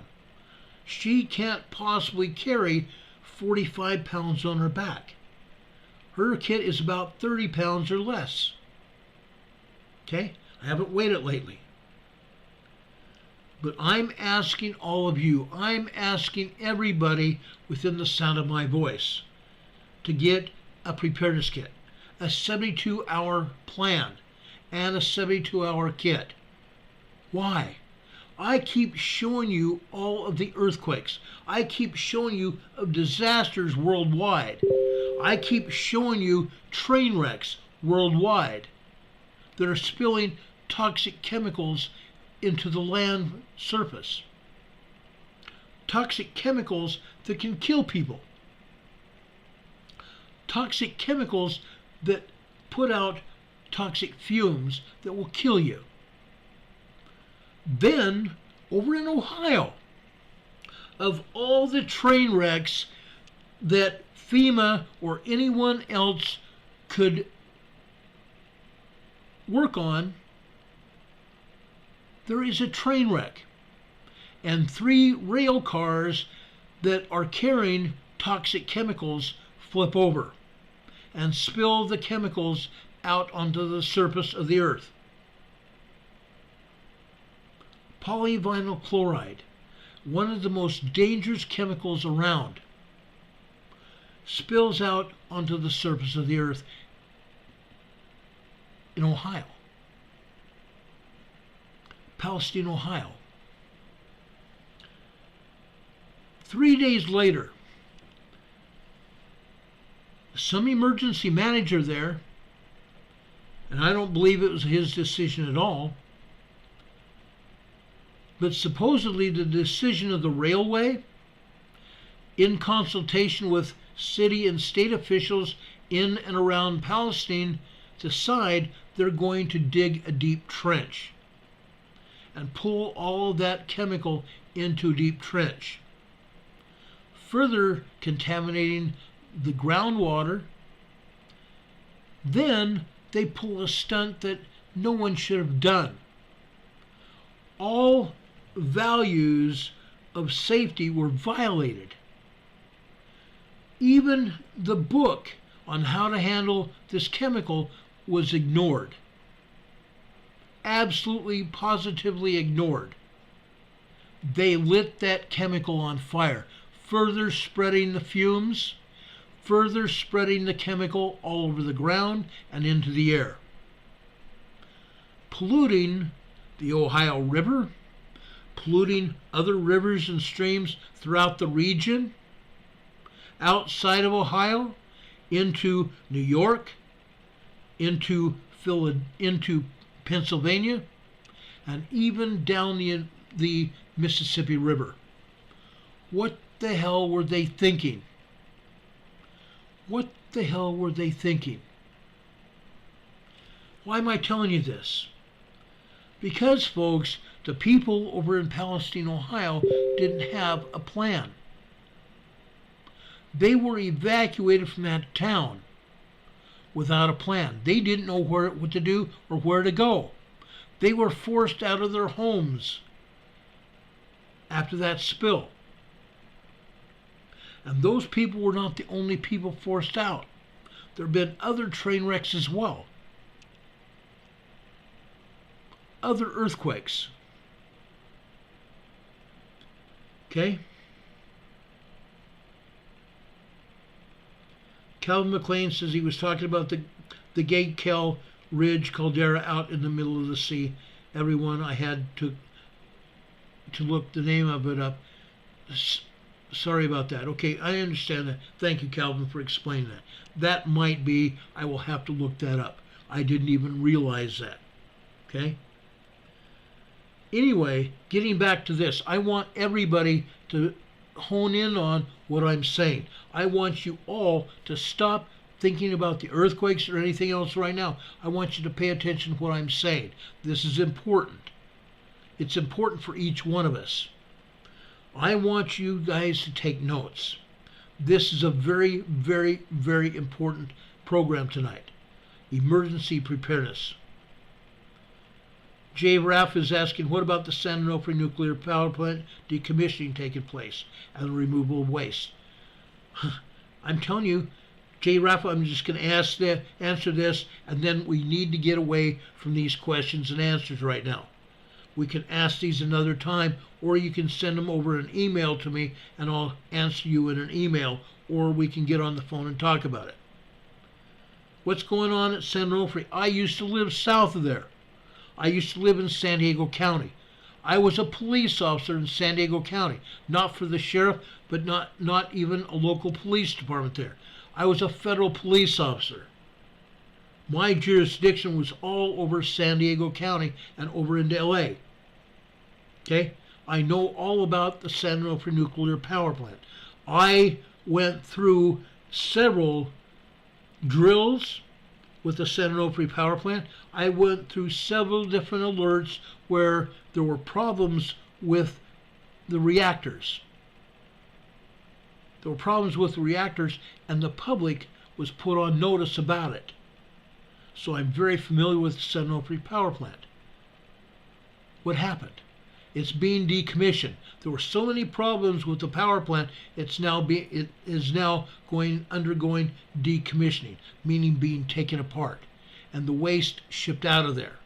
Some of that waste is going over into the desert area of Utah. Some of the other waste is going up to Washington. Why? Because there's a disposal site over there in Washington. We've talked about this before. I can talk about this later this week, this coming week after Christmas. But we've seen this happen before. This waste will be buried. They have taken this waste and put it in cast iron, put it in steel, and they're going to ship it via rail car way out into the middle of the country, and they're going to bury it. That's what they do. Okay? But in transporting it, what if one of the rail cars slips off the tracks and there's another derailment? Okay? I'm just asking the question, what if? Yes, it could happen. What if one of those containers leaks once it's in the ground? That's happened over in Washington, and I can prove it. I have had many conversations with Washington state senators and congressmen. I've had conversations with federal congressmen from Washington and from Utah. And we talked about what's going on with that power generation plant in Washington. Yes, it's decommissioned. They've taken the spent waste and they buried it. Hanford, Washington. They buried it. And now there are casks inside the mountain at Hanford that are leaking. And they've been leaking into the ground, leaking into the groundwater there in Washington. Serious. And yet, the people are not being told what's happening. That's as far as into it as I want to get today. We will talk about this more if you want me to in later programs next week after Christmas. It's serious enough to talk about. I have no problem in dealing with it. I've had a lot of education about it. I've looked deep into that. Now, folks, please bear with me for a few minutes while we talk about preparedness. Okay? The first thing you're going to worry about in having the basics down in your mind is having a plan. Writing down an emergency plan on what you're going to do when a major disaster happens, whether it's nuclear waste, whether it's an earthquake, whether it's a huge train spill like they had in Palestine, Ohio, or anything else, a hurricane, a tornado. You need to understand how to survive. You need to have the basic survival skills down pat. You need to write a plan. If you don't have a plan, you're screwed. If you don't have a plan, you're going to be running around with your head cut off. Literally. And if you really wanted to get something done and have the things with you out of your house, so you have to bug out. If you run out and just start throwing things into your vehicles, you're not going to get everything you need because you don't have a plan. You need to have the basics down to survive at least 72 hours. Most small-scale disasters don't last that long. So it just makes sense to take care of this first. Have a disaster plan covering at least 72 hours. Then work on a longer-fetched disaster plan. To successfully pass this on to you, beginners, level 1, you're going to need a bug-out bag. You're going to need at least a bug-out bag, a BOB for short. You're also going to want to have a first aid kit, what we call an FAK, a first aid kit. If you have to leave your house and can't stay in your house, for example, if a wildfire approaches your house and you're being told to evacuate. Before you're being told to evacuate, I would get out anyway. You don't want to wait till the last minute, because if you do, you're going to have a ton of traffic in front of you, and that's going to slow you down from evacuation. And by then, that fire might be on the roadway you're at. We've seen this happen before all the time. California, Oregon, and Washington are good examples. The vehicles are being engulfed in flames. People dying in their vehicles because they are either involved in a traffic jam in the area, or they burn up in their cars because the fire engulfs their vehicles. You don't want to be there. If there is a wildfire anywhere near you, you're going to want to evacuate before they tell you to. Do it on your own, under your own power, before they tell you to. You must have a plan. That way you're not going to forget items that would otherwise be left behind and get destroyed in a wildfire. Okay? If you're going to have to leave your house and bug out, have a plan. Know what things you're going to take in your car with you. Don't leave anything behind. Do not, and I'm going to tell you, do not leave your pets behind. If you do, I'm going to come find you and I'm going to kick your butt. Your pets are your children. Your children are your pets. Regardless of whether you gave birth to them, you have adopted them. They are your responsibility. I've seen down during Katrina people leaving their pets behind, and later some of those pets died because they were put in kennels or left in the house behind, and those pets died. People in homes died because they didn't have a plan. Some people went up into the attics of their home thinking that they could get away from the floodwaters. They could not, and they died. How do I know that? Because I was there. I was there. Take your pets with you. Have a plan. Have a bug-out bag. Have a first aid kit. Have a bug-out location where you're going to go. Not just one location. I'm going to advise you to have 3 of them. 3 separate locations. Why? If one location gets closed because there's too many people there already, what are you going to do? It's always best to have more than 2 or 3 bug-out locations. And before you even have to bug out, visit those locations and make sure that you are guaranteed a space to be there. If they can't guarantee it, you need to think of some other place to go. And while you're at it, you need to have 3 bug-out routes to go. 3 bug-out routes to go on. Why? You never want to be stranded on a freeway with everybody else. Avoid highways if at all possible. Avoid major roadways. Why? Because the police or the National Guard might have a roadblock, and that's the last thing that you want to have to face, is a roadblock. Because they're going to ask you what you're doing. Because some people are going to be wearing camouflage uniform type clothing. All of a sudden they're going to see, why are you wearing that? Are you military? And you're going to say no. Or if you are military, or if you lie about it, they're going to find out that as well.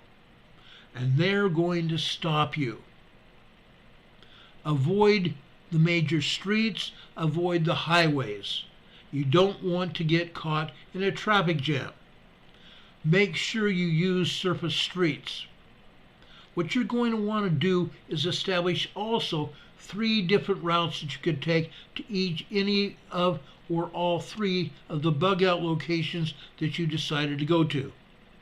Have 3 separate routes on a map drawn out and map it, put it on maps, and have different colors showing you the streets you're going to travel on, and have those colors be lighter colors so you can see the names of the streets that you're going to be on. Okay? Mark it on a map and put those maps in a gallon plastic sealable bag. Okay? You see those freezer bags? Use those. Okay? Okay. We talked about bug out locations. We talked about routes. You need a bug out vehicle. Make sure your vehicles have plenty of fuel. You do not ever want to leave your home without a full tank of gas. Don't ever let your car, your vehicle, get down less than half a tank. If you do, what's going to happen when you get on the roadway?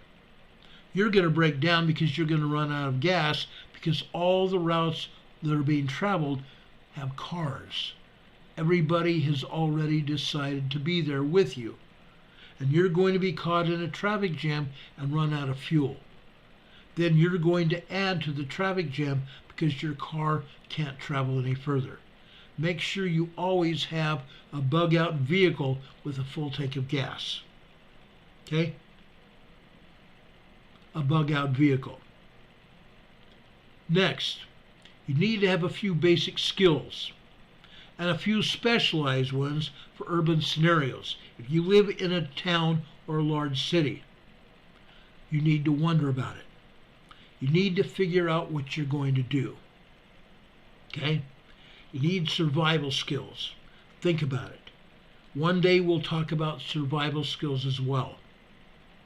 And even urban scenarios. What are you going to do? In this situation we're talking about tonight, you need to also think about general physical preparation, GPP, meaning you need to get a little stronger, you need to get a little faster and even more flexible, and you need to have more stamina. Nothing too fancy. None of us are going to get rock hard abdomen ever. I just don't think it's going to happen.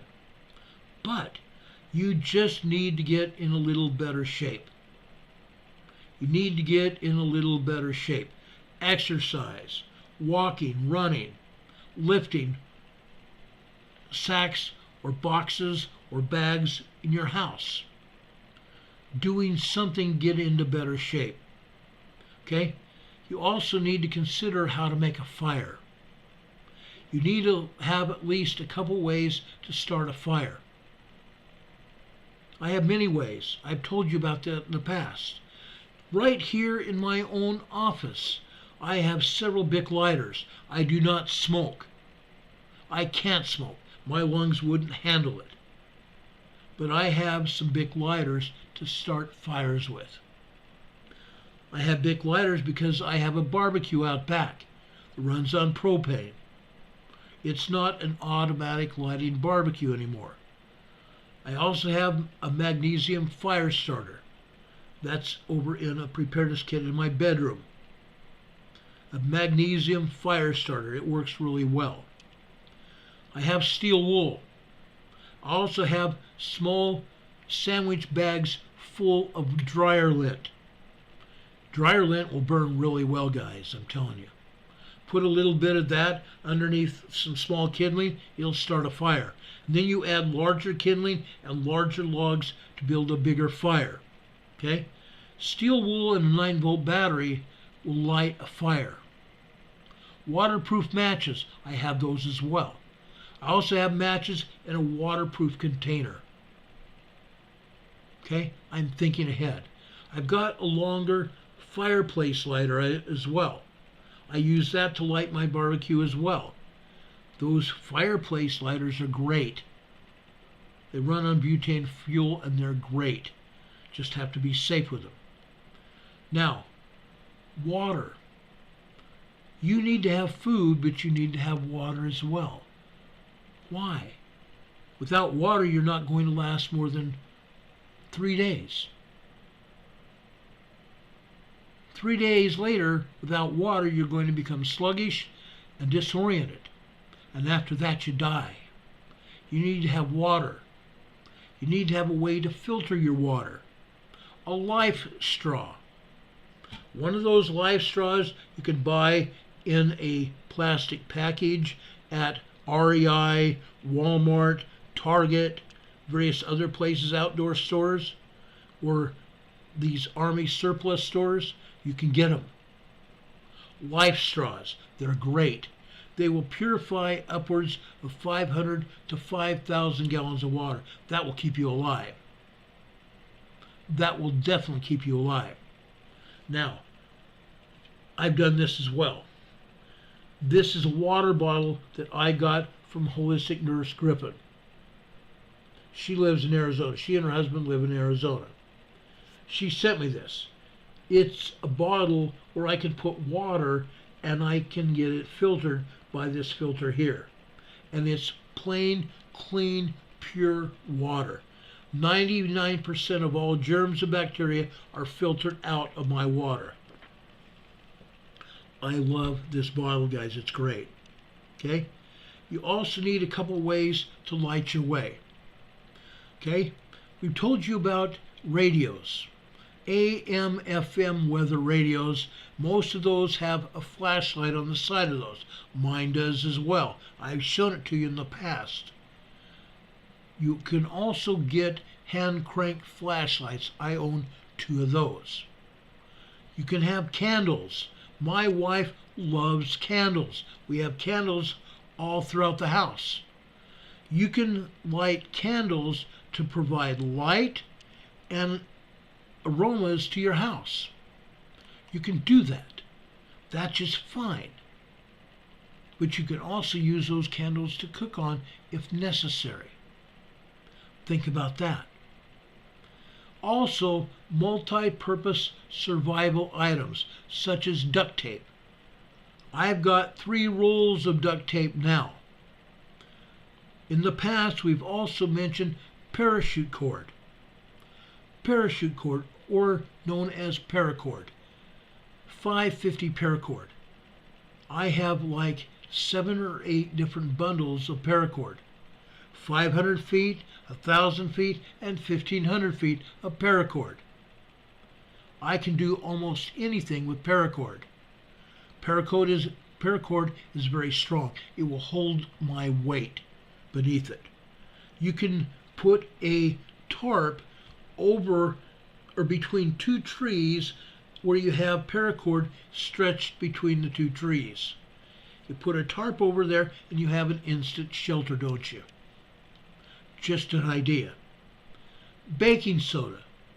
You can do all kinds of things with baking soda. And bleach. Bleach. Never forget unscented bleach. You're going to need unscented bleach. Also, something you might consider is an emergency thermal blanket. Those crinkly foil-like blankets that NASA used a lot of years ago and probably still do up on the space station. Those thermal blankets can help insulate your body to hold your body heat inside that thermal blanket to keep you warm. That will work. I've also got many other blankets here in my house. Why? Because I have sleeping bags and I might need a thermal blanket or a Mexican blanket, as I call it, which is a big, thick wool blanket. I love those. I've talked about those on other shows that I've had here. Think about an emergency thermal blanket per person.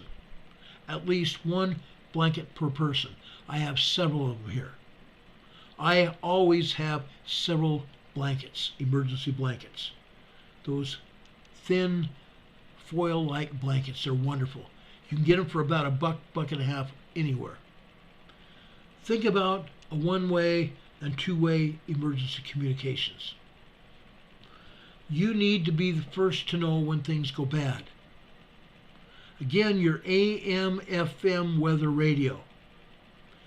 AM, FM to get the news, your local news.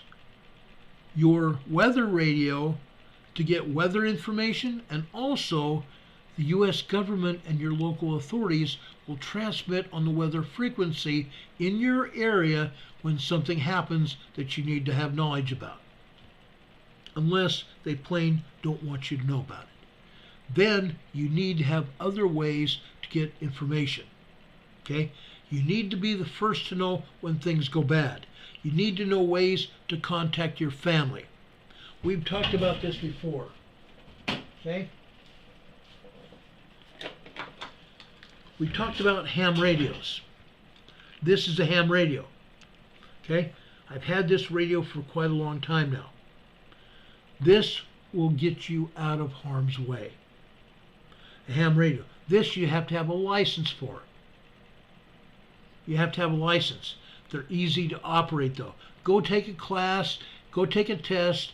It costs $15 now or $20 now to take a test, and then you can be licensed for 7 years.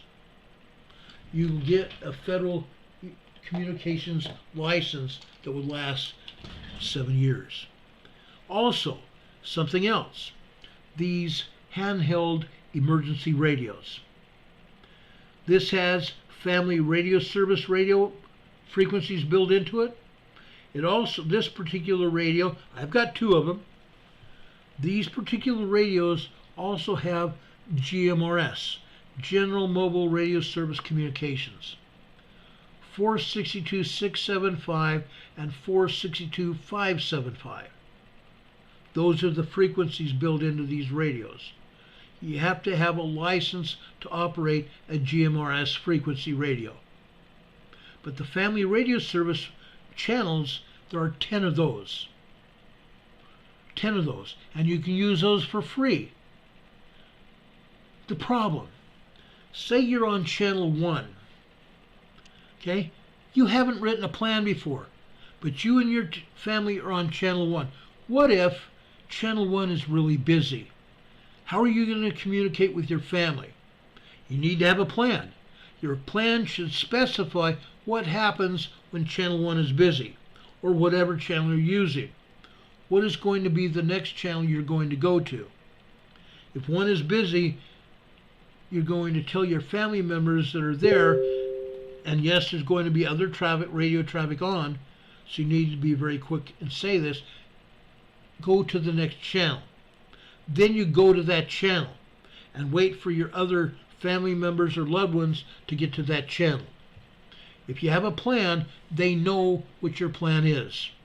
They know what channel you're going to be on.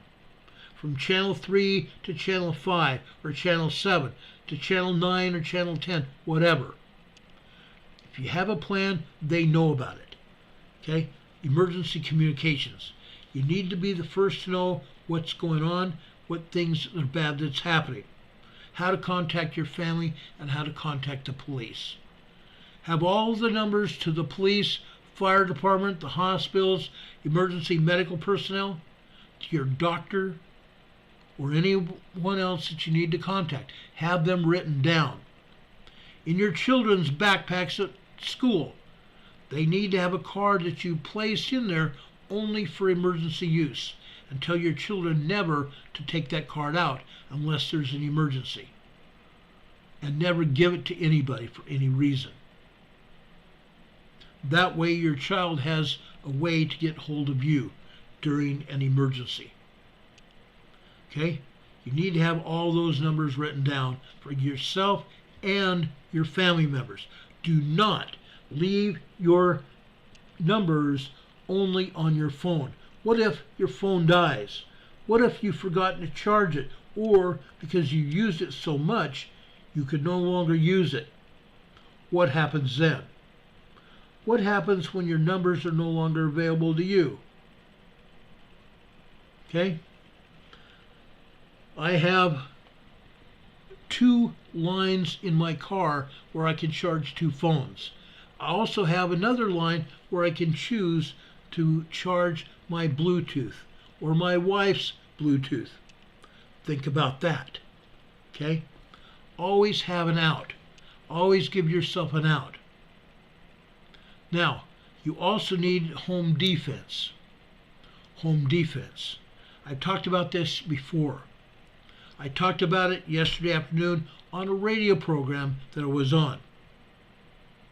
Okay? Home defense. How are you going to protect yourself or your family, either at your home or anywhere else that you might be? If you are in any state in the United States or anywhere else in the world, you need to have a license to carry a firearm. Some places don't allow even someone with a license. They forbid anyone to carry a firearm. You need to think about ways you're going to protect yourself. I'm going to tell you right now, there's never, ever a day go by where I don't have a NUG. Okay, think about that. A NUG, spelled backwards, is what I'm talking about. Okay, you need to have some way to protect yourself. You need to have alternative weapons as well. Do not ever, and I'm telling you ever, carry a baseball bat at midnight or a baseball bat at 9 o'clock after dark. Anytime it's dark, never carry a baseball bat or a golf club or a crowbar or a heavy pipe. If you do it, the cops are going to pull you over and ask you why you're carrying it. Oh, I'm carrying it to protect myself, and you're going to go to jail. Those are illegal weapons to strike anyone with. I'm telling you that. I'm just telling you that for your own protection. It's another thing to have those things in your home. That's completely different. I have arrested gang members at midnight that were carrying golf clubs. Why? I arrested a man one night that was having a baseball bat, and he was swinging wildly with it. We finally got him to put it down, and we asked him why. Why is he carrying it after dark? He wasn't coming home from a baseball game. That would have ended hours earlier. He said he was carrying it for self-protection. Wrong answer. You will go to jail. Don't do it. I am telling you, don't do it. I am a former police officer. I'm retired now. Don't do it. Please. I'm telling you this for your own good. Don't do it. The law does not allow it. Now, you might be interested in buying what they call airsoft weapons. Don't even carry those after dark. I'm telling you, if you use those, use it in your home to stop an assault. If you use a NUG, don't ever tell anyone, a police officer or anyone, why you shot that NUG. You only did it to stop the assault. Never point a weapon at anyone for any reason other than you're going to stop the assault. Never shoot that weapon unless you're stopping an assault. And you must have the idea that your life is in imminent danger. Your life or someone else's life that's with you is in imminent danger, meaning if you don't use it, you're going to die. Don't do that. Okay? Don't do that. Linda Moses is here saying her son is in law enforcement. Inform his wife that she needs to conceal carry now. Oh yeah. My wife does not want to. She won't even touch my gun. Yes, she has done it when I've asked her to. I've shown her how the gun operates. I want her to be able to use it if I'm not home.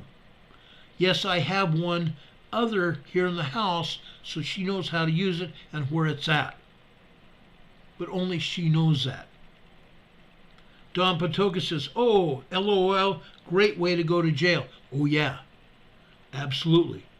If you want to carry concealed, you have to get a permit to do it. Don't ever get caught carrying a concealed weapon in your state unless your state allows it without a license, without a permit. My state you can do that with. You don't have to carry it concealed, but you also don't have to carry it even open. You can do either one or both. My state allows that. Your state probably does not. Utah doesn't. You have to have a concealed carry permit.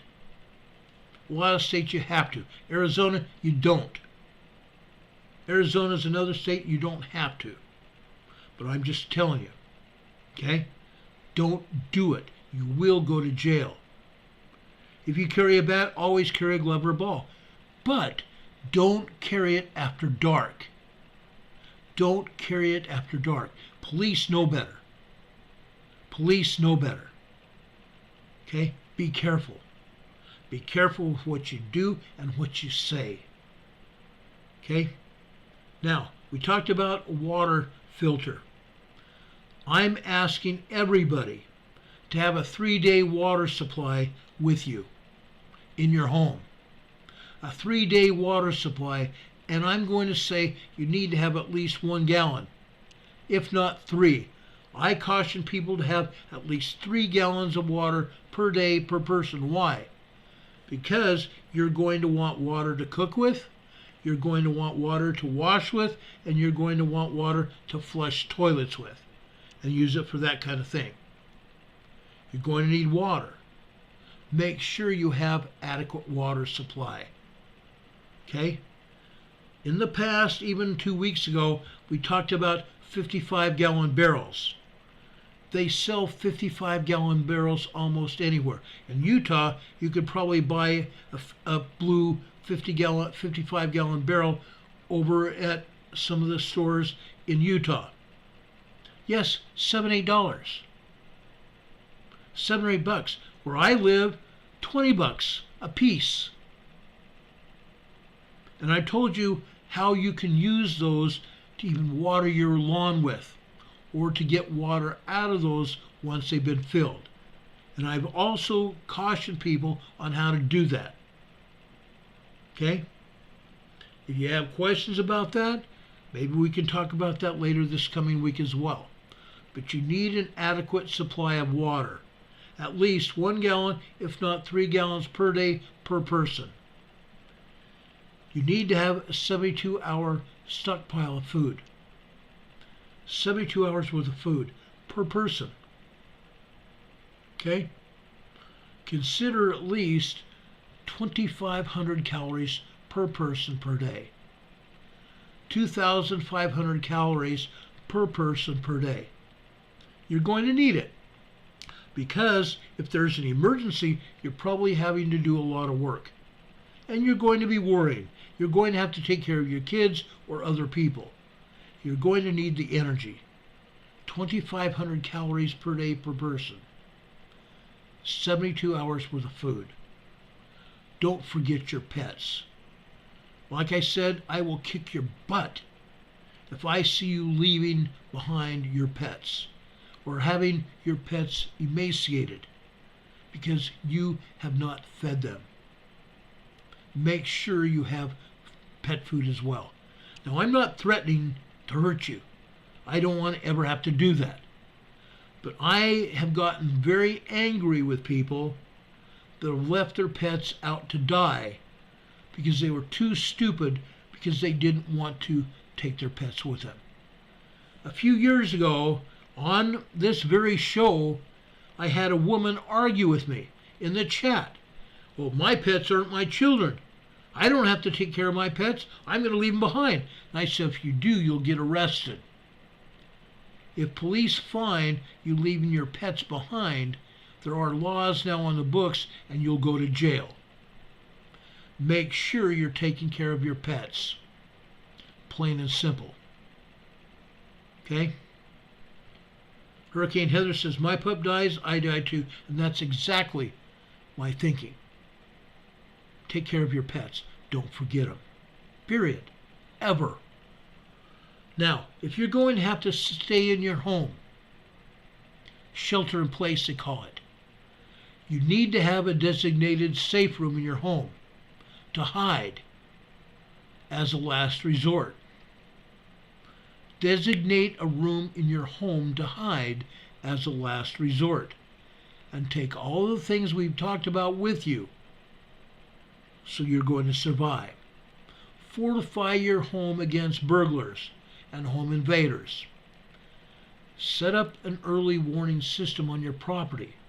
Security cameras, alarm system stickers or signs.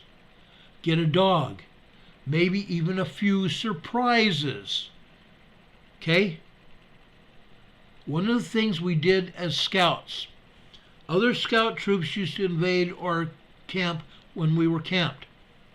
So we started putting a thin line of rope, very thin trip rope, around our scout camp. And we had a can, a pretty good sized can, that we'd cut almost in half. It was hanging on that rope, hanging there. And if someone tripped over that rope, it would let that can fall into a bunch of other cans that we had laying on the ground.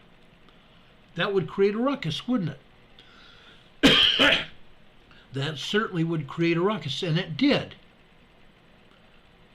Surprises, folks. You want to create surprises to protect yourselves, to let you know when something's going to happen, or somebody breaking in your home. Getting a dog? Oh yeah, they'll sound off. Mine do. Anybody gets within 15, 20 feet of my house, my dogs start barking. They know. They know. They can hear it before we do. Okay? Know your bug out routes. We talked about this.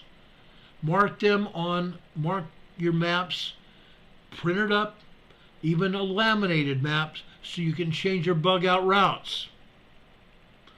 Laminate the maps, have different colors showing you the routes on your map. Focus on the routes that are less likely to get crowded when everyone else is trying to bug out of the city. Forest roads, for example, train tracks, if you have to bug out on foot. Now, I've also cautioned people to make sure you have a good fixed blade survival knife. A fixed blade survival knife. It could be a fishing knife. It could be a hunting knife. It could be a knife like this. A knife like this. All you have to do is work it and the blade comes out. A fixed blade survival knife. Okay? A good folding knife at the very least. Also, something else you need to consider is a multi-tool like this. Okay? It has blades here. It also has a cutting surface like a saw. Oh yeah. It also has a small screwdriver. A Phillips head and a solid flathead screwdriver. You're going to need those, guys. Consider a good multi-tool. Okay? Get one. You can get one for as little as $5 or $10, or you can get a more expensive Gerber multi-tool knife set for $25 or $30. They will become absolutely indispensable for you. You can use them for almost anything. Okay? A good multi-tool. Now, the last thing I'm going to talk about. ComSec or OPSEC. ComSec or OPSEC. Now, why is this important? You need to have communication security. You need to have a communications plan like we talked about earlier. You need to have an OPSEC, an operations plan, what you're going to do. This is important for military, and it's also important for each of you. You need to know what you're going to do and when you're going to do it. Do not neglect mental preparation. That's why I want you to write things down. Have a plan. Write it down. Write it down. You're going to have good mental preparation. You can change your plan at any point in time. Your plan, your emergency plan, should be operational. Meaning, if you need to change your plan or any part of the plan, change it Make sure your family or others that you love and care about, make sure they're made aware of the changes. If you have to write many plans down there, or print them up. Print them up so everybody has a copy of the plan. Now, don't ever, and I'm telling you ever, this could get you in a lot of trouble, don't ever neglect your mental preparation. You also need to develop a fight or flight instinct. You need to develop a fight or flight instinct. This is absolutely essential in an emergency situation. As police officers, we were taught this over and over and over again. Every year we had to go into 5 more days of a police academy to remind us of what we've been previously taught. It was required by law to re-up our education. We did it.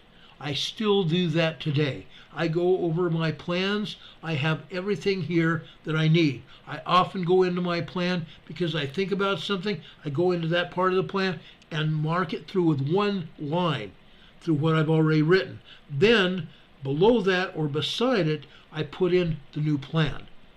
Then I go into my printed copy and I change it there and print it up. That way I have everything. That way I have everything. I want you to do that as well. If you do that, you're going to be prepared. If you don't do it, like I said, you don't have a clue. You're not going to be able to survive when it happens. Does anybody have any questions? I know this has been a long program tonight. It's 11 p.m. on a Friday night. A lot of people are either going to sleep or they plain out gotten out on a date night. Friday night is date nights. We're preparing for Christmas. I totally understand that. This program is going to be on the air for all of you to go back and view it. That is the good thing about this. Okay? I've given you a lot of good information here tonight. Please use it. Anytime on our programs, anywhere on any of our programs, when we have the word emergency or preparedness, that is one of the programs that is a must-see. And when you see preparedness in the program, in the title, you need to take notes. You need to go through it and take notes. That way you have this information as well. Does anybody have any questions? Don Patokas here, which I greatly appreciate. He's a very, very dear friend of mine. Survival issues can be daunting, and they can be. They can be very daunting. Don has been in the military. He knows about this. Don's been around the block a few times. So have I. Okay? But I'm here for all of you, and I always have been. Please understand that I am privy to understanding. I know what it's about. Okay? I love you. I care about you. I absolutely care about you. Now, there's something else that I want to share with you. And that's this. Sunday night at 6 p.m. I'm not going to be on the air at 12 noon Sunday during the day. I want to come on the air Sunday evening when most of you are going to be home. During the day, you're probably going to be out shopping for your family. And that's fine.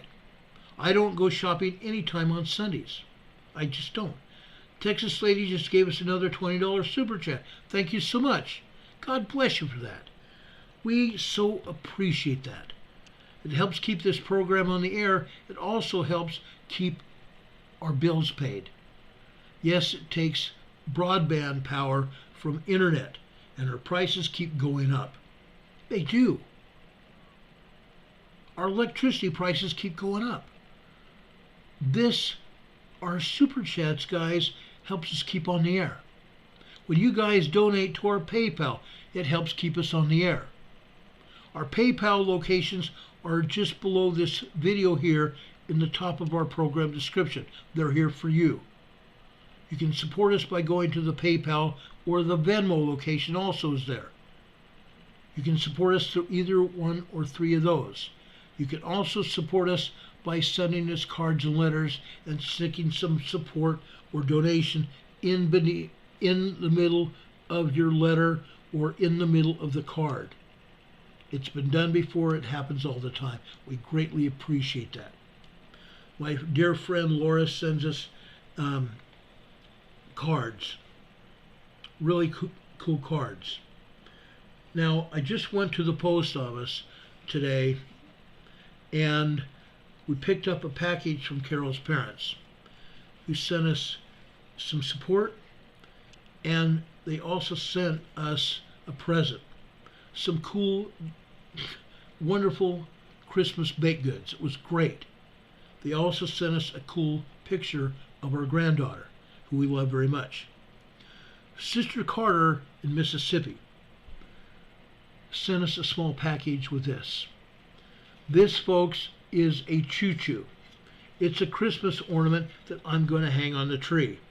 And after I hang it on the tree and Christmas is over, I'm going to take it down and put it on my desk here in the office.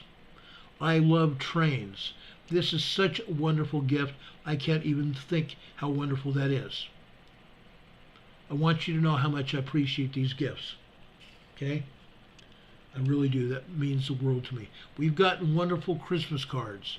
We've gotten cards of Thanksgiving. We've gotten all kinds of wonderful cards. We appreciate that. Laura Marie, bless your heart.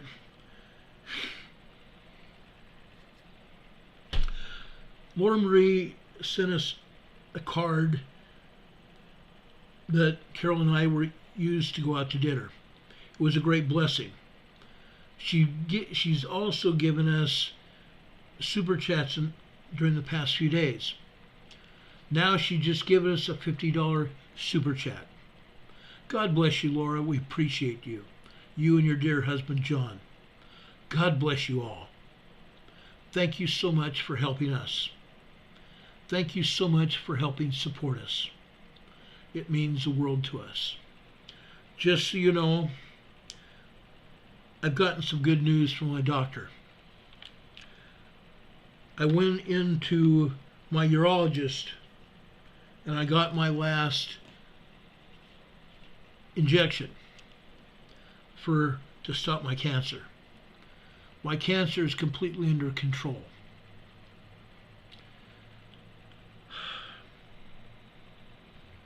If it stays under control for the next 6 months, I will not have to have another injection. I'll be considered cured of cancer. This is a wonderful blessing to us. Laura Marie says, you're welcome. Blessings to you, Ron, Carol, and the mods and EMA friends. We love each and every one of you. I want you to know that. That means the world to us. It really does. Something else that happened this past week. Our church had a get-together. Over 750 people were at this living nativity. This was held on the grounds of the church, on the lawn. Some of you may not have seen all the pictures. There was a stable that was built there, and a baby and the baby's parents represented Mary and Joseph and baby Jesus. There were animals there. There were 2 camels. There were 2 donkeys. There were 2 goats. There were 2 lambs that were there. There were 3 rabbits, believe it or not. What a great thing. And the story of the Nativity was read over a public address system that had been set up. Inside the chapel of the building was music, Christmas music all night long. Various performers from around the area. Members of the church and non-members of the church were there, using their musical talents for the community. It was a beautiful evening. There was also refreshments and food. What a wonderful opportunity to share God's love and the birth of the Savior. Folks, this is the Christmas season. Sunday is Christmas Eve. Sunday night we'll be on the air at 6 p.m. and we'll give you a Christmas presentation for you and your family and your children. Make sure you bring all of your family together for this very special celebration Christmas Eve. I will also be putting up a Christmas message on Christmas Day, probably about noon, for all of you to see. It's only going to be 3 or 4 minutes, but it's going to be a great blessing for all of you. I guarantee you. I love you and I care for you. I care a great deal. I want to ask the Lord, as I always do, asking the Lord to bless you and keep you. May you all be blessed through this Christmas season to gain a better testimony of our Savior and our Savior's love for us. The King of Israel, the King sitting on his throne, together with our Heavenly Father, waiting for us to be able to return to them. I ask you also to be in peace this Christmas season. Be in peace and love each other. Love your neighbors. Show your neighbors how much you care. Now is the time to do that, especially now. Okay? Be prepared. It's not just a Boy Scout slogan. It's a lifestyle. Be prepared for whatever happens. Brothers and sisters, I love you. God loves you. Please never forget that. Again, please join us on Christmas Eve at 6 p.m. Sunday night for a special Christmas special. Christmas on the Emergency Management Associates channel with our emergency management family. Invite your family and extended family to be there. It's going to be a great evening. It's only going to last us maybe 45 minutes to an hour max. But it's going to be a great evening, and you can even bring your eggnog and your Christmas boulard, your rolls, your cookies. Let's have a good Christmas Eve together. Have a great night, folks. We love you. We care about you. Let the bells of Christmas happen. I played a song 2 days ago about Henry Wadsworth Longfellow, who wrote, "I heard the bells on Christmas Day." Let's hear those bells last a very long time, especially during this Christmas season. Merry Christmas to all, and to all a good night. We will see you on the other side of everything. Have a good night. At least we'll see you on Sunday. If anything else happens between now and then, we'll be back on the air to talk about it as soon as the information becomes available. That's we do. We will promise you that. God be with you. God bless you with everything that you stand in need of. We love you very much. Have a good night, folks. Take care. God be with you till we meet again. Good night, everybody.